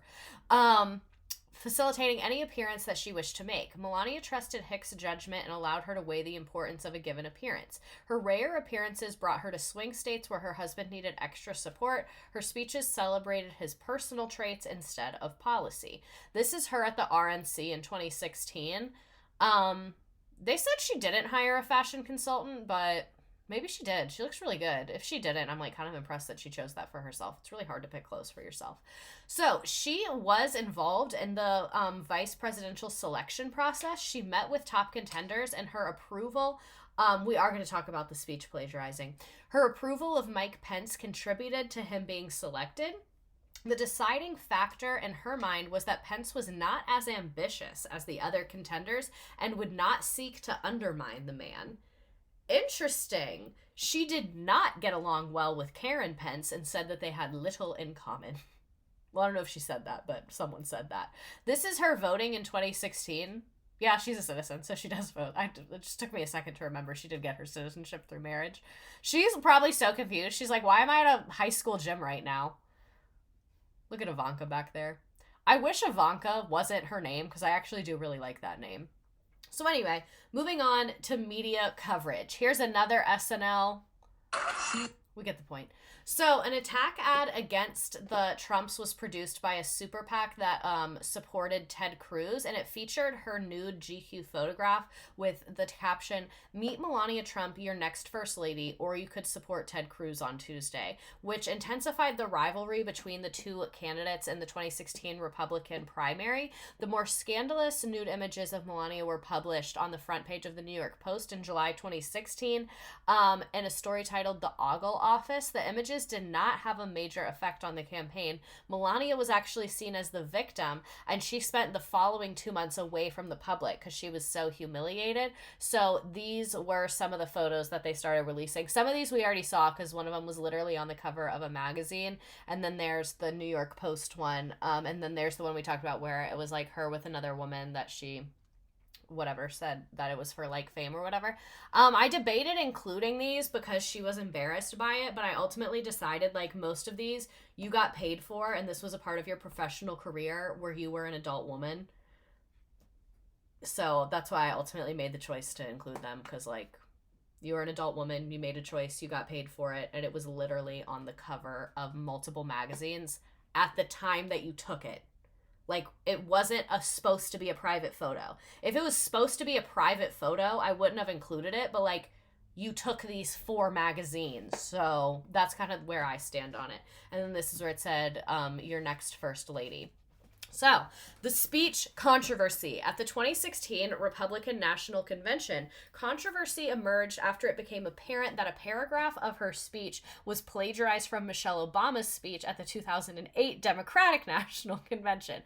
When asked about it, she said she wrote the speech herself with as little help as possible, and no one in the Trump campaign had previewed the speech. When political campaigns typically have several people scrutinize a speech, the man was furious with his staff and felt that he had failed Melania, while Melania took the gaffe personally and felt that she had failed the campaign. The only major speech she delivered during the campaign. 2 days later, Trump staff speechwriter Meredith McIver took responsibility, saying there was a misunderstanding when Melania read passages of Obama's speech as examples. The speech also included a rare sentiment on her past, describing her family in Slovenia and her early modeling career. After this speech, she stayed out of the public eye until the election day approached. Here's the side-by-side comparison. Barack and I were raised with so many of the same values. Like, you work hard for what you want in life. That your word is your bond, that you do what you say you're gonna do. My parents impressed on me the values that you work hard for what you want in life. That your word She is looks your so bond, over it. and you do what you say and keep your promise. That you treat people with dignity and respect, even if you don't know them, and even if you don't agree with them. That you treat people with respect. They thought and showed me values and morals in their daily life. That is a lesson that I continue to pass along to our son. And we need to pass those lessons on to the many generations to follow. And Barack and I set out to build lives guided by these values and to pass them on to the next generation, because we want our children and all children in this nation to know that the only limit to the height of your achievements is the reach of your dreams. Michelle's is and better. Your willingness to like, if work you're gonna hard copy, for at them. least be better. Because I just remembered I have queso. I'm really excited now. Because we want our children in this nation to know that the only limit to your achievements is the strength of your dreams and your willingness to work for them. It's so bad. It's just so bad. Barack and I were... I hate how Google Slides does that. So, about a month before the election, the Access Hollywood tape was leaked, like I'm sure many of you know. The tape had been recorded in 2005, shortly after their marriage, and it featured audio of the man making controversial remarks about his treatment of women. Immediately after its release, the campaign's primary concern was Melania's reaction. An anonymous person who was with the man when the news broke reported that red was coming up his neck and ears. It reportedly took him 2 hours before he went to see Melania. Upon their meeting, Melania reportedly told him, "Now you could have blown this for us," and then left the room after he apologized. In 2024, her husband's former personal counsel Michael Cohen testified during the trial, State of New York versus the man, that the man had privately credited her as having suggested the campaign's response strategy was that the tape was locker room talk, except it wasn't locker room talk because you were a grown man and you were on a bus. We're not going to listen to the video because it's gross. If you don't know what it is, you can Google it, but it's the grab 'em. Yeah, it's that one. Bye. There is a bug on my light. Okay, you live here now. So, the leaked footage that changed the GOP. I think it's, yeah, it's going to be in there. I don't want to listen to it. So, Melania kept her distance from him, angry that he may have ended his candidacy with the comments. She waited a day before making a comment herself. When asked by the campaign to make a scripted appearance alongside the man as damage control, she refused, deciding that she was going to respond in her own way. She also refused to sit beside him during his recorded apology, as politicians' spouses often did in these situations. She released a statement saying, "The tape did not show the man I know," and said that those who accused him of sexual misconduct are liars. She received significantly more attention from the press following the incident. She said she was frustrated by the pity she received.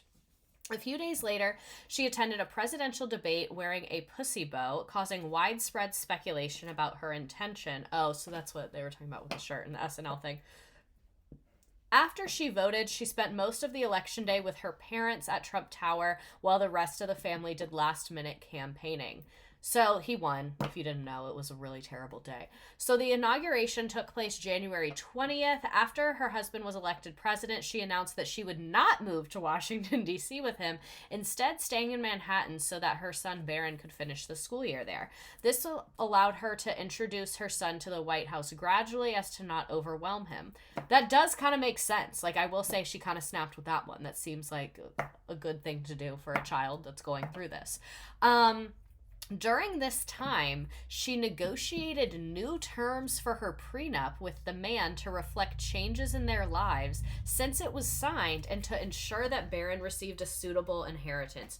She fucking had him by the neck. Fucking, you won the election, but you're not inaugurated yet, and your wife is like, "We're renegotiating the prenup, or I'll leave you."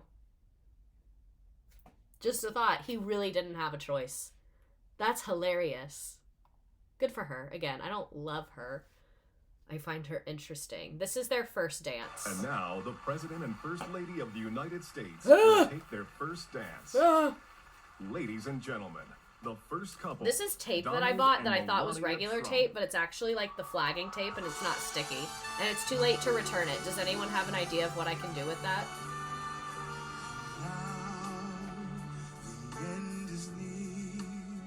The end is near. Fucking indeed.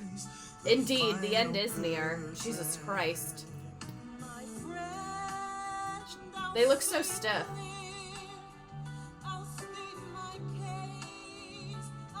She's like, "Get away from me." Look at her hand. Look at their hands. The body language.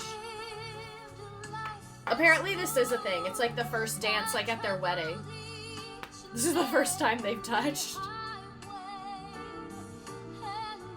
Why is this giving wedding? It really, really, really is. I'm gonna need to move on from that, unfortunately. So she is the second foreign-born woman to hold the title of First Lady after Louisa Adams, who was born in England. But she's the first naturalized citizen to hold the title because, again, Louisa Adams moved here before America was real, I think. So she has said that she can speak English, Italian, French, and German in addition to her native Slovene, but she has only ever been heard speaking English and Slovene fluently. When communicating with speakers of other languages, she makes use of a translator. So this is her allegedly speaking French.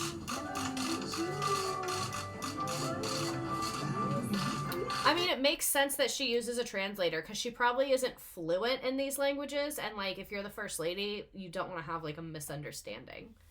I feel like I'm defending her and I don't mean to be, but, you know.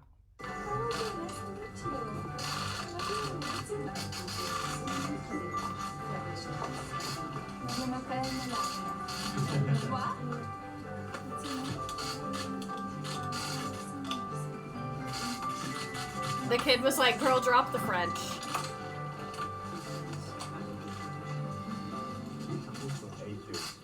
Très bien.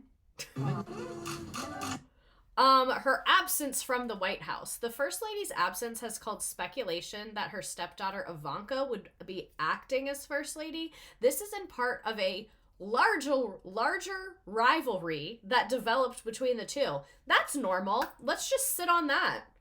Let's sit on that for a minute. The rivalry between your wife and daughter. Okay, for sure. For sure. As they both engaged in activity typical of the First Lady's, like, preview. After Ivanka organized a screening of Finding Dory in the White House, Melania required that they needed permission before entering the residential area of the building. That's kind of petty. I kind of like her for being that petty. As time went by, the administration staff grew unhappy with Melania's absence, as it gave the impression of marital issues and prevented her from exercising a calming influence over the man.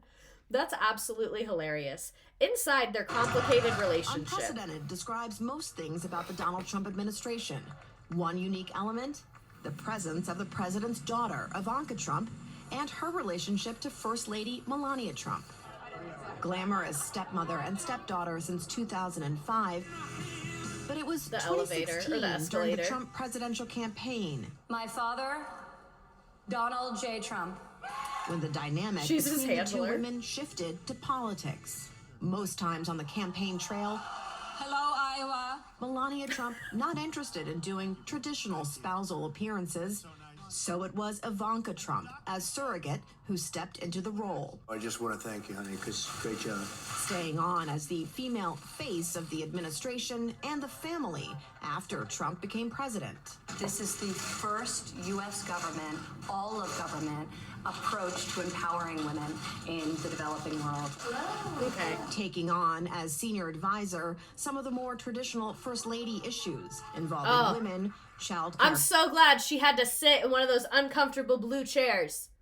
I'm so glad that every time I go to a meeting, I can sit in that chair and know that one time Ivanka Trump had to sit in one of these shitty chairs. That brings me a lot of joy.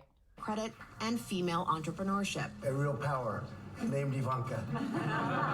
And she would call me and she would say, Daddy, you don't understand. You must do this. You must. And I said, all right. Creating an odd dynamic, switching off front seat, back seat as Someone the two find women the in video Trump's of her orbit. saying hello A with relationship Anderson that Cooper, one 'cause I source couldn't with find knowledge it. of the relationship I'll says find has it. created a, quote, cordial but not close dynamic, and at times friction. There are similarities that have reportedly caused static. This is a very special place. I will never I found forget. it. Melania Trump's first big solo trip was to Africa, and Ivanka's first big solo trip was also to Africa. Melania Trump was the first to introduce highly produced mini videos of her events for public consumption. I hate their competition. Ivanka now makes her own short films with Not the voiceovers short and music. films. On trips with Trump, when Melania goes, Ivanka's profile diminishes. When she doesn't, Mike, Beauty and the Beast, Mike. Ivanka often steps forward. In a way, splitting the traditional norms, but sharing one key component. I give him many advices, but sometimes he listens, sometimes he doesn't. They both have the ear of the president. I'm candid in my opinions, and I share them, solicited or otherwise. Kate Bennett, I like CNN, this, what you just Washington. said. I hate when people just say Africa. What country? Exactly. Because if they went to the same country, that's definitely weird. I will say in other families, this might focus on how his family is supporting him rather than pitting them against each other. If they weren't women, we wouldn't have this conversation. If he was a gay man with a husband and a son, everyone would be very much in, well, not the Republicans, but I get what you're saying. So here is our favorite clip of her. This campaign, in the course of this campaign that you did. Hello?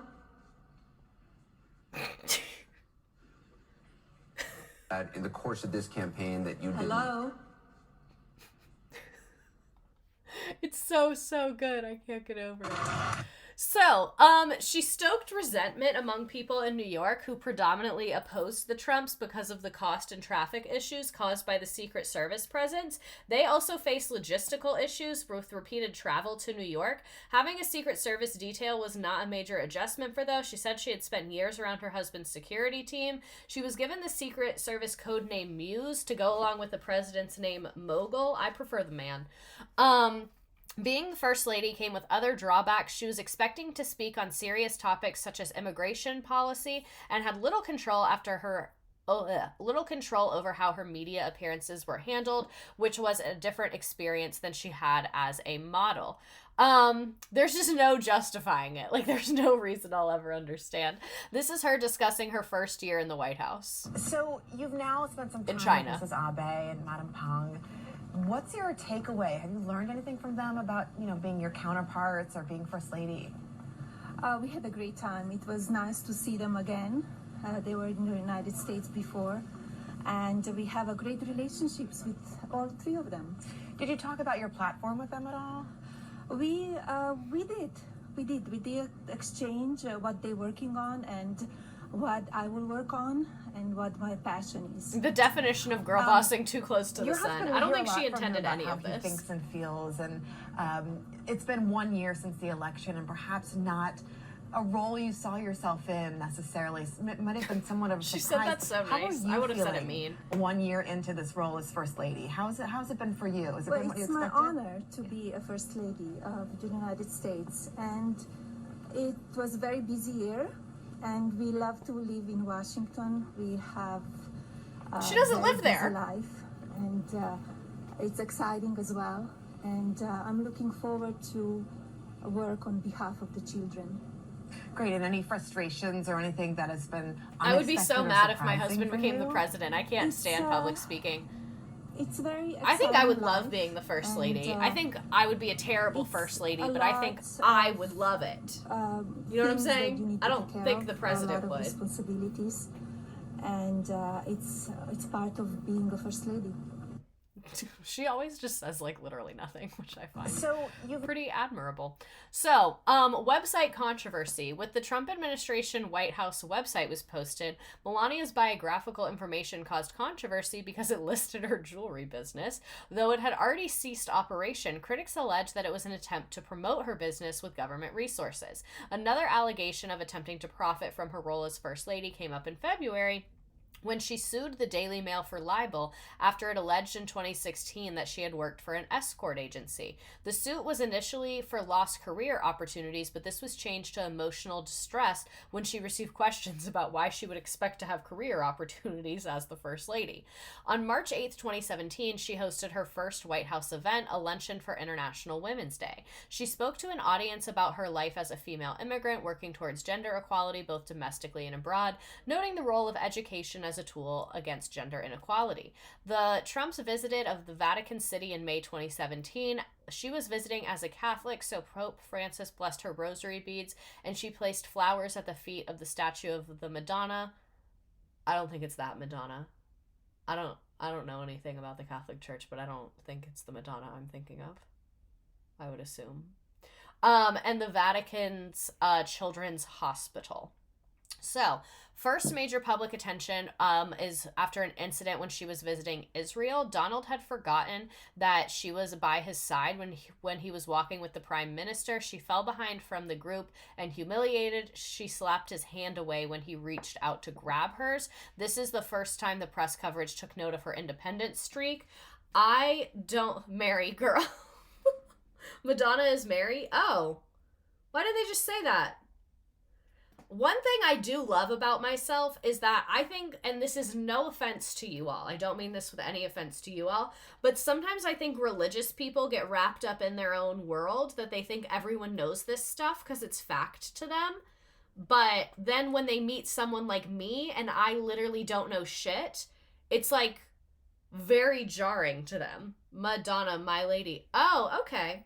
Because that's happened a lot of times where really religious people are like, you don't know that? And I'm like, no. Like, that has the same bearing to me as, like, Game of Thrones. I'm sorry if that's offensive. I just wasn't raised that way, so I just don't get it. So anyway, she slapped his hand away, which people laughed at, including me. So see, she falls behind from the group. He reaches out. And she's like, get that shit away from me. Get that shit away from me. Bye! You're done. Some of us had to go to CCD. What is that? Also, my homie's hate is not real. Yeah. Yeah, the government of that nation is literally causing a genocide. I am not surprised that a U.S. president and his wife visited that nation. That is a very strong ally of the United States government, not an ally of mine. You know who is an ally of mine? Speaking of that nation, is Dr. Sofyan. I'm not an Israel ally. I'm a Dr. Sofyan ally. That's who my allegiance is to. So perfect time to call out the GoFundMe there. He is working on getting a new PayPal up. He already got the money from the last one, which is great. The PayPal goes very quick. So he said he's working on getting a new one up. So in the meantime, there is that GoFundMe. If you cannot donate, please just share it with your friends, post it on your story. Anything like that would be very, very, very, very helpful. Moving on. CCD, weekly Catholic classes for kids who didn't go to Catholic school but wanted to get communion or confirmation. Y'all have a lot of rules. It's a lot going on with y'all, I'm going to be honest. Lots of rules. So anyway, Melania Trump pulls face after shaking Vladimir Putin's hand.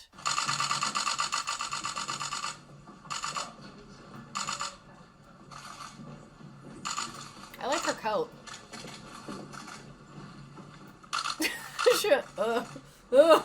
That's like the most expressive I've ever seen her. Let's run that back.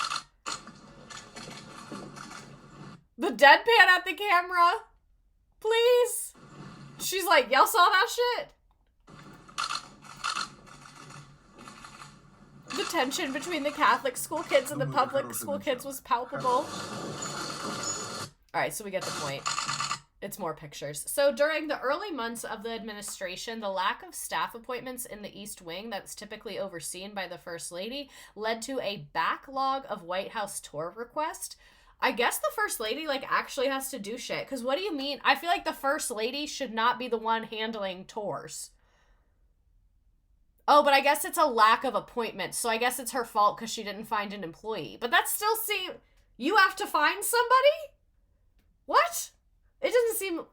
I feel like someone else should handle that. Why is that her job? I don't know. I don't mean to defend her, but that just did not make sense to me. Because we don't know the First Lady's qualification. She doesn't know how to hire people, or maybe she does. We don't know. Why is that her job? So anyway. So this led to a Ivanka, will you cover my shit? This led to a backlog of tour requests, because, like, I guess she didn't hire the fucking tour guide. The ant is on my computer now. I don't have, like, anything in here. Oh, I have tissues. All right, it's not an ant. I don't know what that is, but we're getting to Murder Town right now. You're done.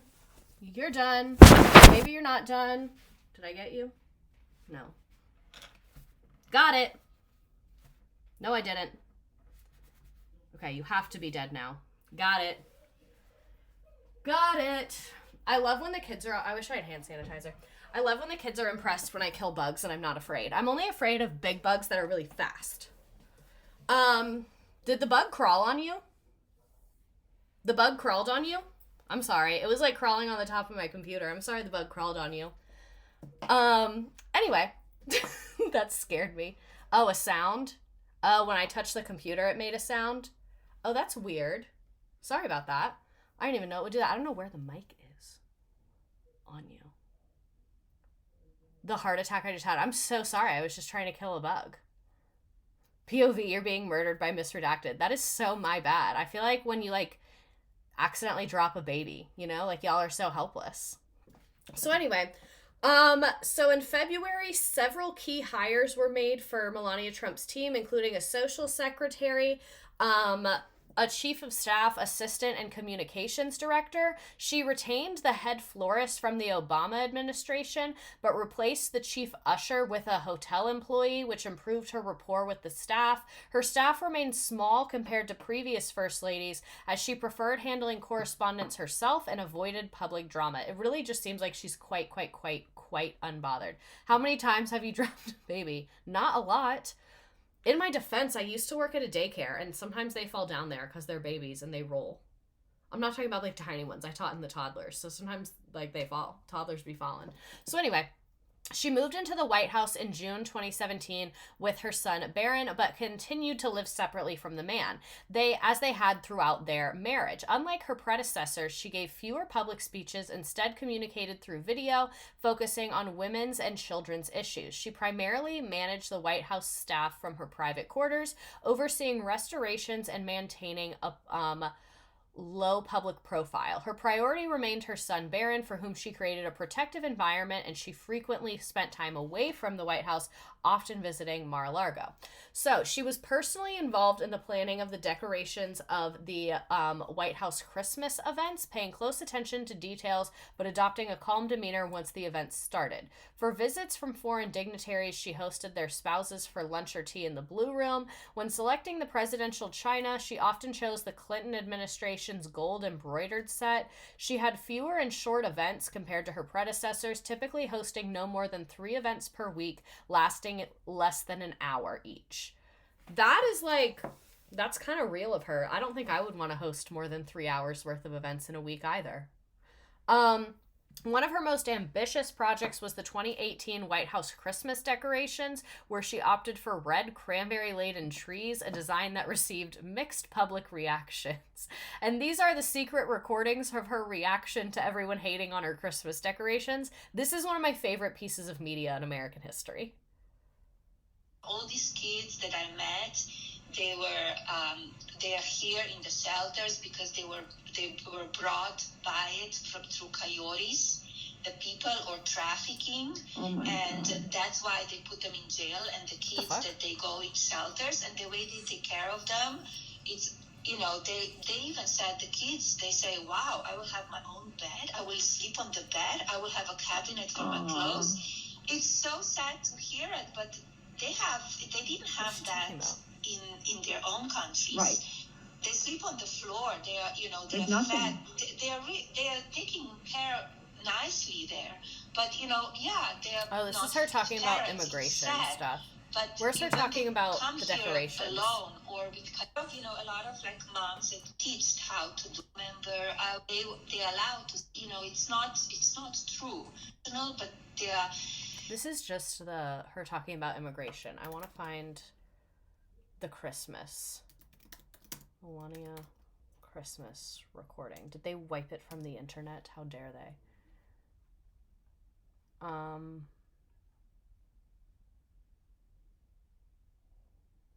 Is this it? Not an ad. They say I'm complicit. I'm the same like him. I support him. I don't say enough. I don't do enough. No. Where I am, I'm working like a my ass off with Christmas stuff that, you know, who gives a about Christmas stuff and decoration, but I need to do it, right? Yeah, but 100%. You have no choice. And then I do it, and I say that I'm working on Christmas, planning for the Christmas, and they said, oh, what about the children, that they were separated? Give me a break. Where they were saying anything when Obama did that? I know. I cannot. Okay, now she's talking about the kids' immigration stuff. I mainly wanted to discuss the Christmas stuff. We'll talk about the immigration stuff in a second. Let me show you the actual Christmas decorations, because they're not good. I'm gonna be honest. It literally, like, looks like The Handmaid's Tale. Like, it's actually genuinely terrifying. That's the 2020 ones, and then this was another year. Like, it's just not good. And then this is the cranberry ones. Like, there's been a couple times people talk shit about her. I'm not sure the clip of her where she's referring to each one, but people do not like her Christmas decorations. This is the true war on Christmas. So, to protect her images and maintain an income, she licensed photos from her photo shoots through Getty Images. This allowed her to choose how they're used by reporters, and she receives royalties for each use. The Office of Government Ethics reported that she made between $100,000 to $1 million in royalties in 2017, although other estimates put it at over $10 million. That's crazy that she's making all this fucking money. Maybe, like, the man is the sugar baby at this point. Is she out earning him now? Because it's hard for him to work at this point in time. That is insane. I don't even know how I feel about this. I don't know how I feel about that. I really don't. Because if I was in her position, it's a very smart thing to do. But I don't know how I feel about that ethically. I really just couldn't tell you. Because normally I'm very in favor of, like, if you're in the photo, you should have the rights to the photo. But, like, as the first lady, I don't know. That, like, is very blurry to me. So another broke-ass crazy man relying on his breadwinning hot wife. They should go on that Mormon Wives show. So a scandal broke in 2018 when it was alleged that the man had an extramarital affair with Stormy Daniels.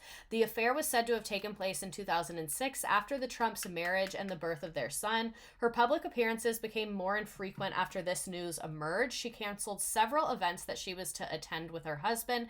This included the 2018 State of the Union address, where she made an unprecedented decision to ride separately from him on the way there. Michael Cohen, who had arranged the silencing of the alleged affair, stated that it was his greatest regret lying to Melania, saying that she didn't deserve it. Shut up. The next month, the story of a second affair in 2006 with Karen McDougal was made public. To Melania, the worst part is she felt that the man had publicly humiliated her. And she said that these alleged infidelities are not a focus of hers. We've got more of our exclusive interview with the First Lady, Melania Trump. She's now addressing her allegations that her husband had infidelities, and she's talking about how she copes with having her marriage in the spotlight. She sat down with our chief national affairs correspondent, Tom Llamas. Quite an interview. Good morning. That's right, Cecilia. Good morning, guys. Good morning as well. Our First Lady, for the most part, has not commented about this sensitive time in the White House surrounding news of her husband's past alleged affairs, but now, for the first time, she's opening up. So I asked her, has all of this hurt you? The First Lady stepping off the plane in Malawi on her first solo trip abroad. Out on her own, thousands of miles away from a White House. She's not mad he at times cheated. She's beset mad he by got turbulence, caught. Yeah. Even scandal. And this past year, a new headline that placed Oh my her God, marriage not the under the white hot Snapchat. Not the scrutiny of Baron on press. Snapchat. We're going to begin, though, with that new scandal rocking the White House. Stormy Daniels. Stormy Daniels. An affair the White House denied, but the president later She admitted literally he hates knew him, I about a think. hush payment made by his lawyer to Stormy Daniels. There was no public response from the First Lady. But in the days after, she canceled plans to travel with her husband to the World Economic Forum in Davos, then arrived at the State of the Union address separately. All of this raising speculation about the state of the first Her couple's not marriage. standing. You did agree to this interview, to your credit, with no preconditions, knowing that there could be some tough questions asked.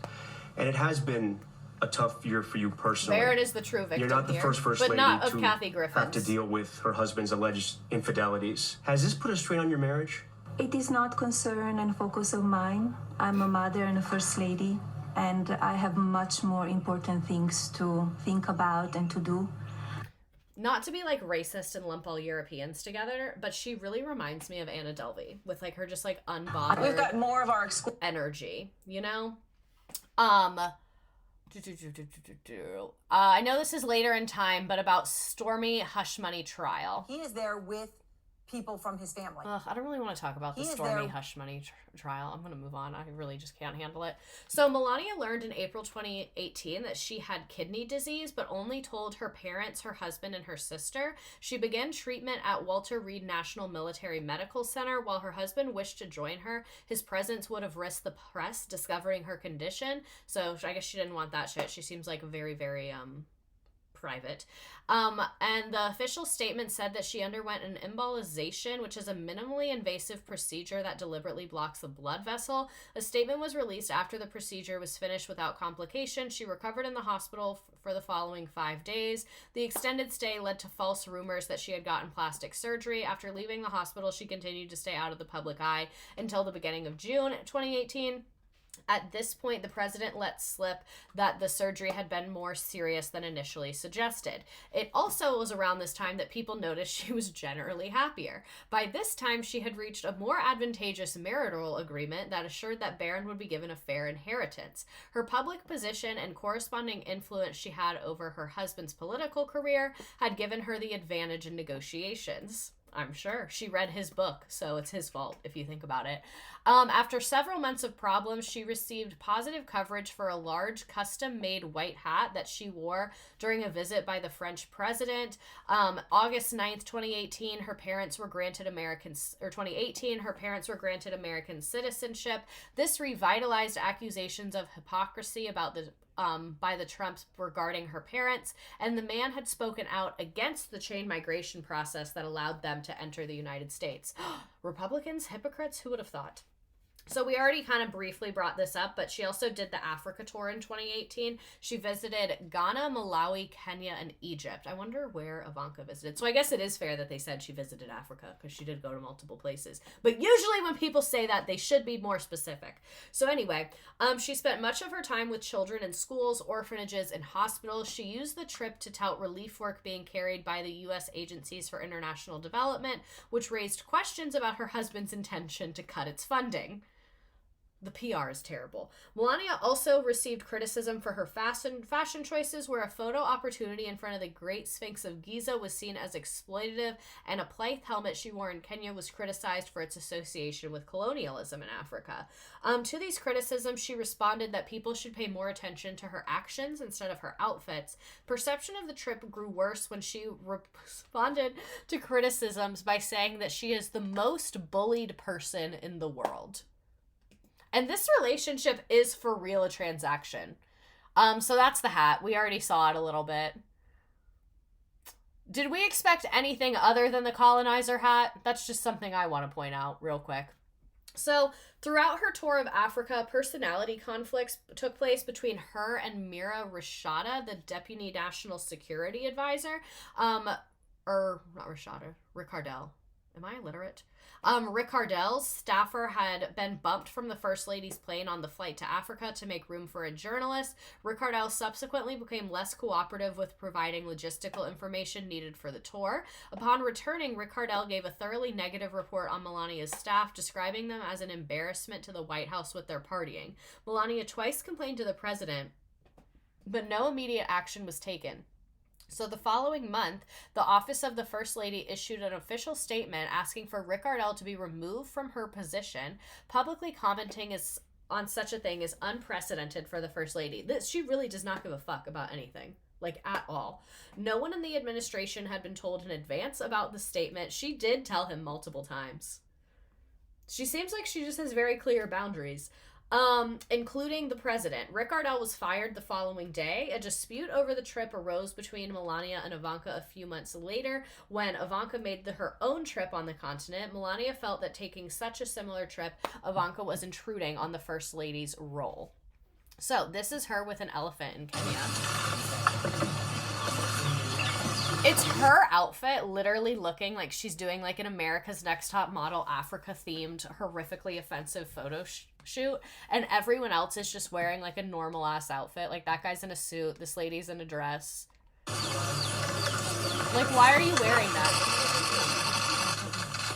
She ran up on the elephant. He did not like that.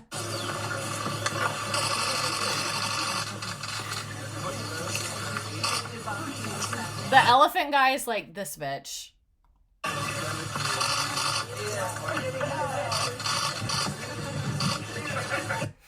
What's a little bit hilarious that the elephant's like standing its ground. She held a unique position in the White House, being exempt from the criticism and distrust that the man often directed at others. The man valued her loyalty, often sought her advice, and held her opinions in high regard. She did not seek public attention or take policy positions, preferring to advise the man privately. She was the only person who could critique him directly without facing consequences, and he frequently consulted her on various issues and interactions. She closely monitored media coverage, advising the man on optics, appearances, and public image. She accepted his erratic behavior, believing that there was no point in trying to change his personality. She also influenced his staffing decisions, occasionally prompting him to fire individuals based on her advice, like we said.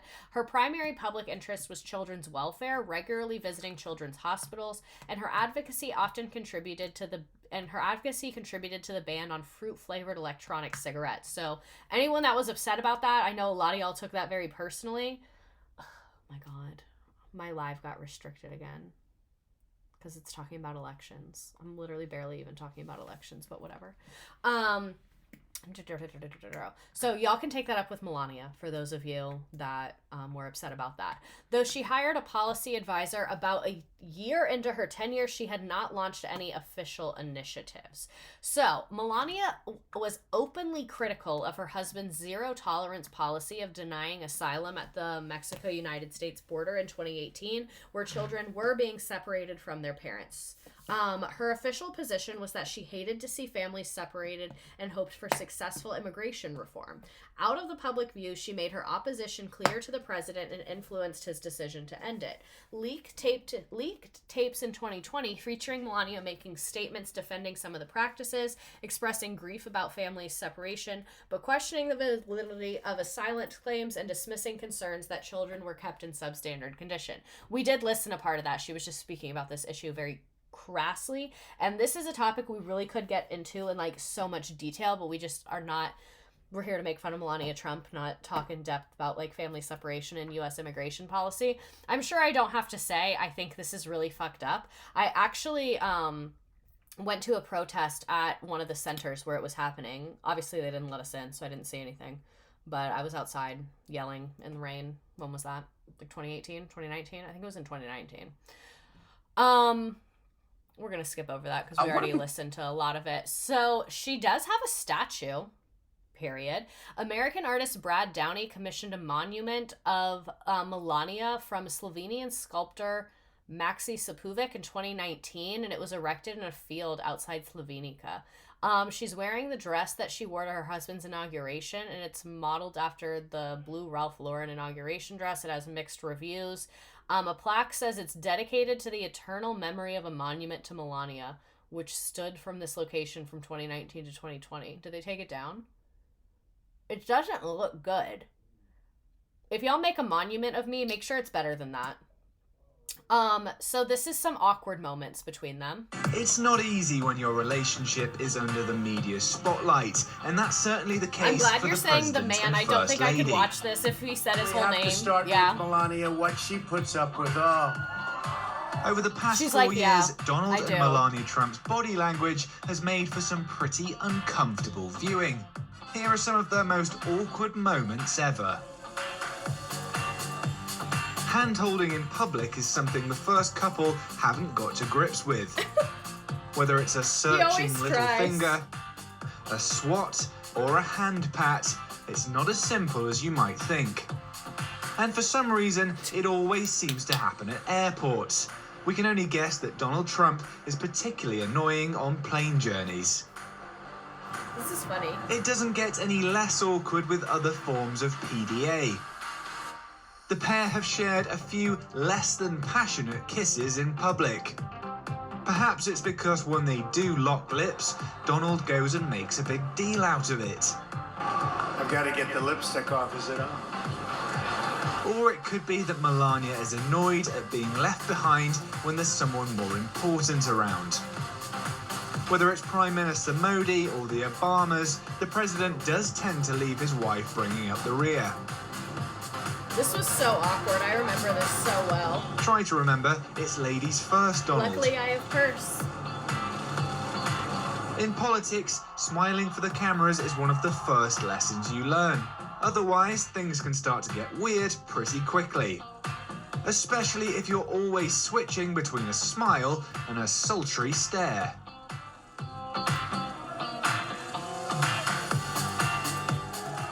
But don't tell we get it. her They're mad it's awkward not together.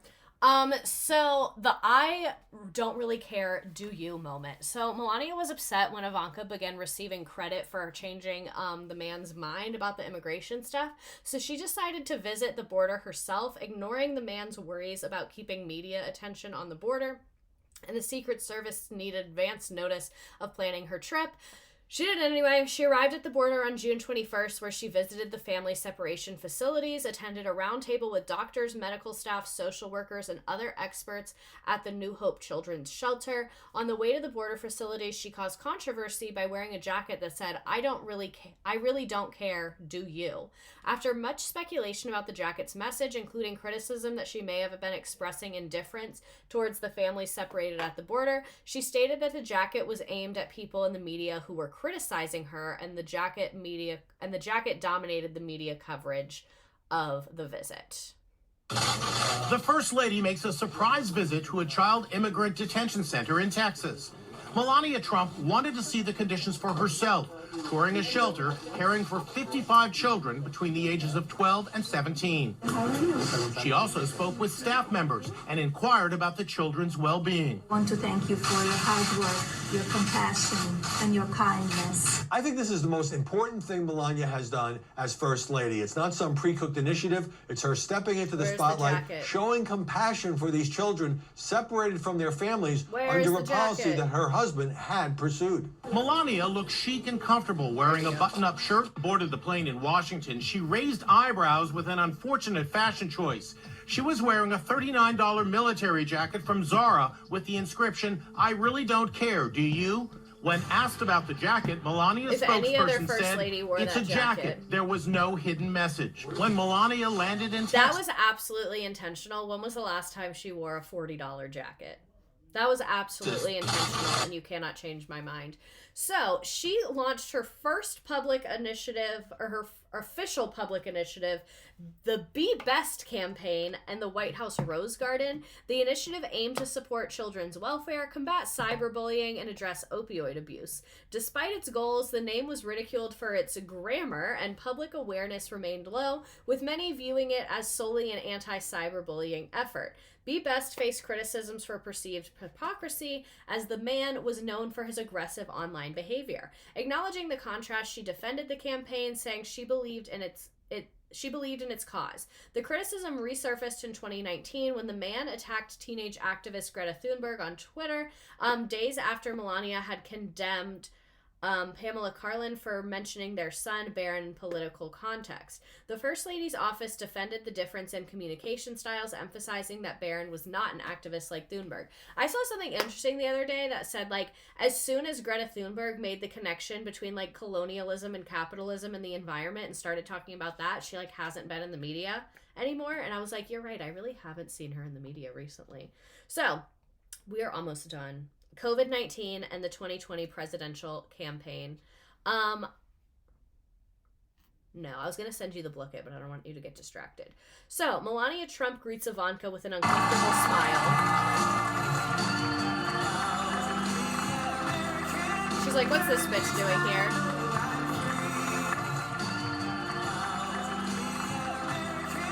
I think she just has had a lot of Botox and is trying to serve face.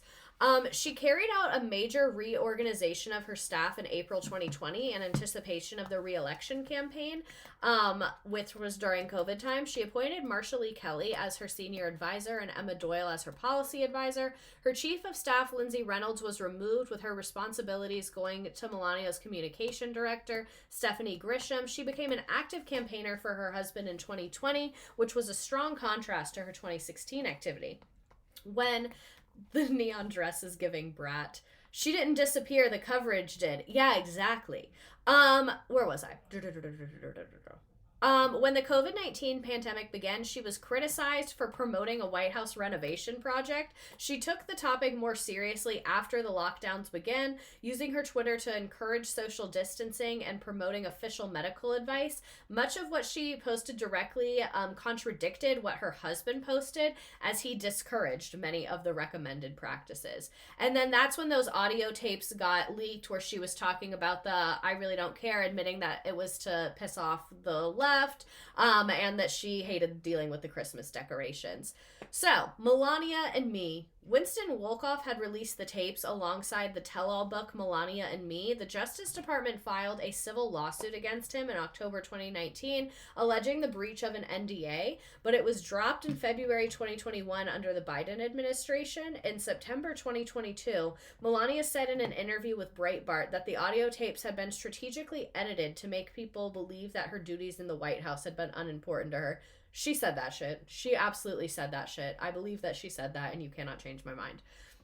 Despite the fact that the man lost the 2020 election, Melania ended her tenure by endorsing his false statements that he had been the legitimate winner. Her final months in the White House, she stopped visiting her office in the East Wing, instead staying in the White House residence dressed in terry cloth bathrobes. Real. Her focus was on compiling photo albums of the decorations and renovations she had overseen through her tenure. That is so, like, I'm about to quit this job energy. Like, in your bathrobe, scrapbooking. Don't call me. Don't text me. Melania was overseeing photography at the White House when the January 6th attack took place, and she gave no comment at that time. Oh my god. Fraz, hi. Welcome. So, she later said she would have commented if she had been fully informed of the details. Her communications director, Stephanie Grisham, later stated that she sent Melania a text message asking her to make a statement condemning the violence and resigned when that did not happen. On January 18th, Melania released a farewell video asking the American people to uphold the principles of her Be Best campaign. She did not contact the incoming First Lady Jill Biden to make transition arrangements or provide her the traditional tour of the White House. She did, however, follow the tradition of leaving a letter for the incoming First Lady. She literally just does not give a fuck about anybody. She then returned to Mar-a-Lago, where she could live while avoiding public attention. She retained one White House advisor, Marsha Lee Kelly, to help during her post-presidency. She kept in contact with her successor, Jill Biden, and the two have exchanged birthday cards. Since her tenure as First Lady ended, she's made the occasional paid speaking appearances and has founded a scholarship program for foster children, and she minted a line of Apollo 11 themed NFTs that were not in compliance with NASA's image use policy. Absolutely perfect, because of course she had Apollo illegal NFTs. Absolutely, of course she did. In November 2023, she attended a memorial service for Rosalind Carter. Rest in peace, Rosalind Carter. I met her when I was a kid one time. She was very nice. So the latest news in Melania is that her husband's having another affair. Are we surprised? No.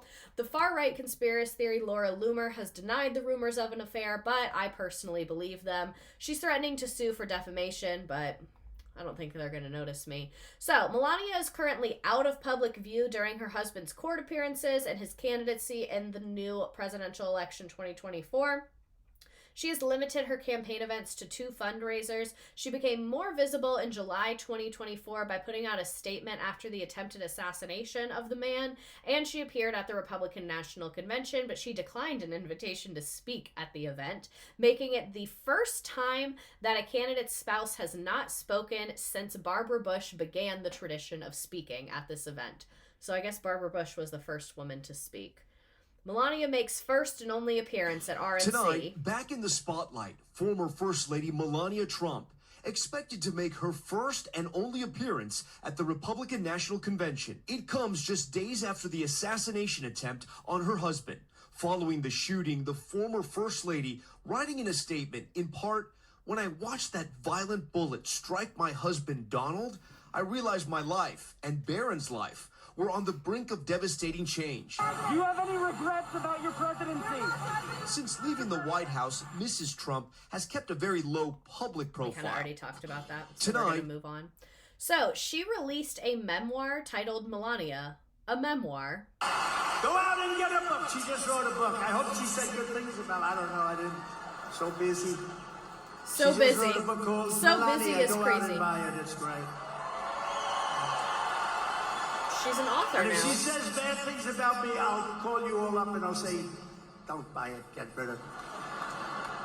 Writing this memoir has been a deeply personal and reflective journey for me. As a private person who has often been the subject of public scrutiny and misrepresentation, I feel a responsibility to clarify the facts. I believe it is important to share my perspective, the truth. Dude was about to say didn't read it and stopped midway. We should buy it. It discusses her relationship with him, her childhood. I'm not showing you the photos. They also have like fat ass watermarks on them because I want to post the real ones once they're like good. After I post the real ones, I will post them then. Then I will show you, I promise. So, standing behind her nude photos. Why do I stand proudly behind my nude modeling work? I thought she was embarrassed, The she more said. pressing question is, why has the media chosen to scrutinize the celebration of the human form in a fashion photo shoot? Are we Great no question. longer able to appreciate the beauty of the human body? Throughout Interesting history, point. master artists have revered the human shape, evoking profound emotions and admiration. We should honor our bodies and embrace the timeless tradition of using art as a powerful means of self-expression. Melania. Why do I stand proud? Maybe we should pre-order it. It's up for pre-order right now. I don't think it's for regular order yet. The collector's edition is only $250. We can get a signed memoir for only $75. There's no way that's a real signature. Or just the memoir for $40. So if anyone wants to bite the bullet and buy that, that's where you can get it. There were our sources for tonight. Let me set up our little Blook It game for you. I think that you are going to like Blook It. I really like Blook It. We'll only play for like, let's do 5 minutes. And I'm going to turn, we can leave the music off. So there's the directions and I'll put the link in the chat. It's really easy, kind of like Nearpod is. You just put play.blookit.com and then you enter that little code. If you don't want your name to be on there, don't put your name on there. And it does let you pick your little character. And I did find a way for us to do the memes. I just made a Nearpod that's just the little board, so we can just use that every week. It looks like Kahoot. I love Blook It, personally. Blook It's that girl. A lukewarm coffee, Haley, Sam, KJ, like Kim Zolciak's baby. I just watched Don't Be Tardy for the Wedding. Y'all are joining pretty fast. I feel like you're joining faster than with Nearpod. Oh my god. There's also a QR code, which is kind of nice. So you can do this on your phone. You can do it in another tab, wherever you want to do it. This was a good topic. I feel like she had a lot of like weird lore. This was good. Did you all like this topic? I'll give people a couple more seconds to join. Stop, KJ. Mel's Botox. The username character limit. Sorry about that. It's probably to prevent kids from doing bad things. So the way that Blook It works, the questions are not going to come up on my screen. It jumbles them all together and they come up on your screen. There's only 15 questions, so you might get the same one twice. So if you get it wrong, figure out what the right answer is. And like I said, you get questions right, and that's how you get food to feed your little customers. So it's kind of like Kitchen Mama vibes. I'll give people like a couple more seconds, then I'm hitting start, because it's already 9:04, you guys. It's almost bedtime. If you have not joined, it will let you join late. You can still join. The one thing I do like about Blook It is I get to see all your names up front and like your little restaurants, and it's kind of a cute vibe. So, let's do it. I like the music on this one. Whenever my kids are like being crazy and they want to play Blook It, I only let them play the restaurant one because the other ones get them like too hyper because of the music. I think it's like overstimulating. So if they're being loud and they want to play, I'm like, okay, but we have to play the restaurant one. They don't love this one. Some of them do. They like the ones where you can steal from each other. I didn't know if y'all were ready for all that yet, so that's why I went restaurant version. But there are ones where you can steal from other players. Oh, and you can upgrade your food and stuff like that. Oh my god, the little leaderboard is shuffling so much.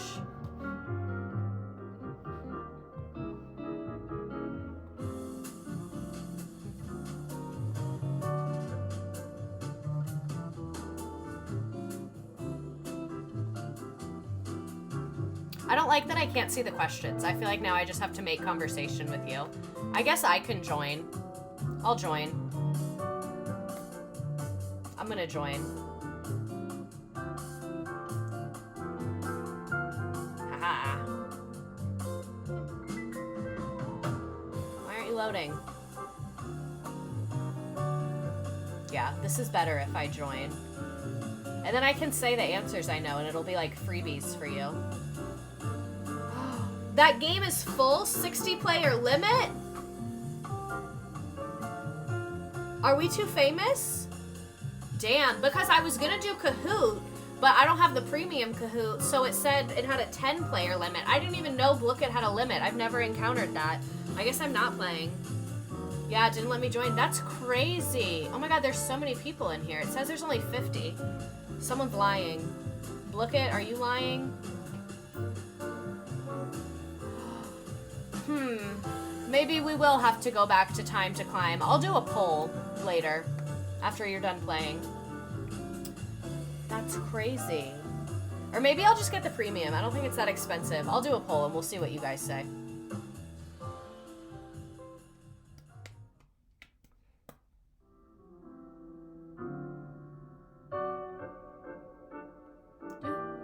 Who's in charge right now? Chief Caitlin.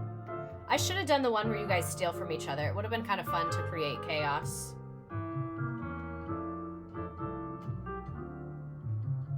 History streams coming back when?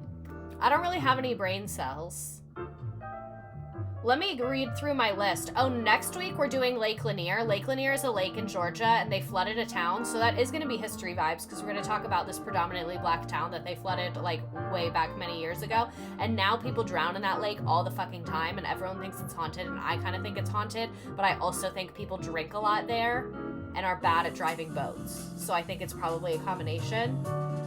Let me read you some of the stuff. I'll read you our stream schedule and then I'll read you my list of other ideas. No, wrong Google Doc. Okay. Lake Lanier, and then the week after that, we're doing Improv Everywhere. It's like a comedy group that I liked as a kid. We're mainly just gonna watch their stuff. It's funny. And then Andy Cohen, and then on October 22nd, we're doing History of the Post Office. So that will kind of be up your alley, History of the Post Office. And let me see what other history ideas I have coming that I just haven't put a date on. I want to do the history of yachting. I want to do one about like the oppression of Irish people because I don't know anything about that. I thought about doing Amazon history and union busting, but I don't want to promise that. Yeah, that's some of the history stuff we have coming. The USPS one is going to be good. Oh my god, some of you are really making that money right now. Wow.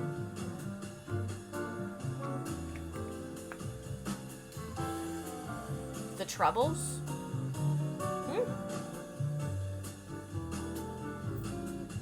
Super excited. I do what I can, Andrew. Everything I do for you, King. I kind of like the plumping lip gloss I'm using, even though it literally fucking leaks all over everything, including my desk here and at work.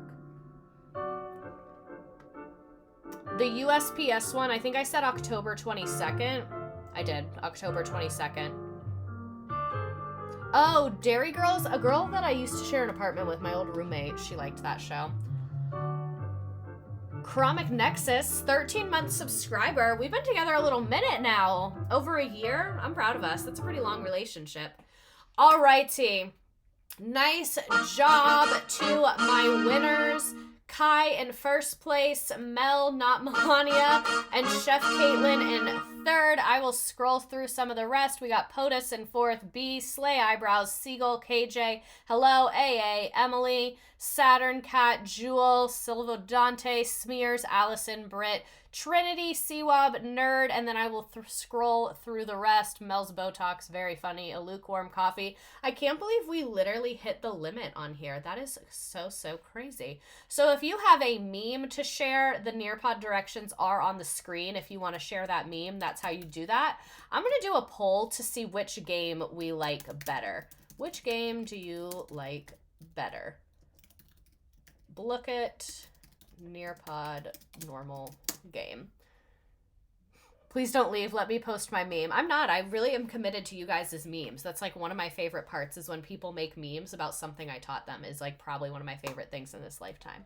My fave stream was the flight attendants one. Might dress as one because the outfits were so cute. Oh my God, that is a really good Halloween costume.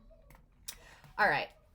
I don't know if you can hear my boyfriend laughing at his video games. It sounds like it's going well. I thought the total was the leader. I thought I did so bad. I thought the total was the leader. Huh? I don't know if you did bad. Link, please. Oh, okay. I'll send you the link for the Nearpod. A Gordon Ramsay stream could be fun. He is on my list. I love Gordon Ramsay. There's the Nearpod stream. I really wish I could have come to Teacher Quit Talk in Vegas. I just took my honeymoon in August and started my first mental health job after transitioning from teaching. Real. Very, very real. Sorry, I only send walls of text. That's fine. What else was I about to say? The flight attendant is a great costume. Okay, Nearpod normal game won, but not by a lot. Interesting. Let me do another poll, and then we'll look at some of the memes that you all have made.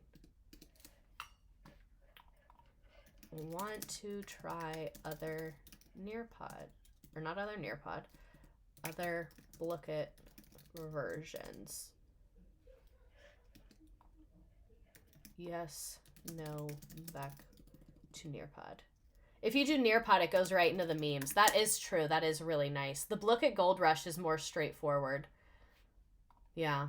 Okay, I'm doing that poll. Let's look at our memes. When you're making $1 million off of this photo, Melania in her youth. If Donnie can get it, Melania can get it too. Just a girl born in 1970 Yugoslavia, January 6th. You could do a whole stream on kitchen nightmares. I love kitchen nightmares. Communism for me, but not for thee. What a great night. Thank you for everyone being here. Thank you for your memes. Thank you for your game. It seems like we do want to try other Blookits. We will try the gold one and see if we like that. Oh my God. Communist toddlers and tiaras. Please stop. I liked Blookit, but if there's a limit, then Nearpod is still great. We'll play around with both. We'll kind of do a back and forth, and I'll just maybe mix it up week to week. That's another thing we could try is different games for different weeks. But thank you so much for being here. Please share Dr. Siofian's fundraiser. Please donate if you can. And again, thank you for being here, and I hope to see you here next week for the Lake Lanier stream. Have a great night. If any Republicans found yourselves here, please leave me alone.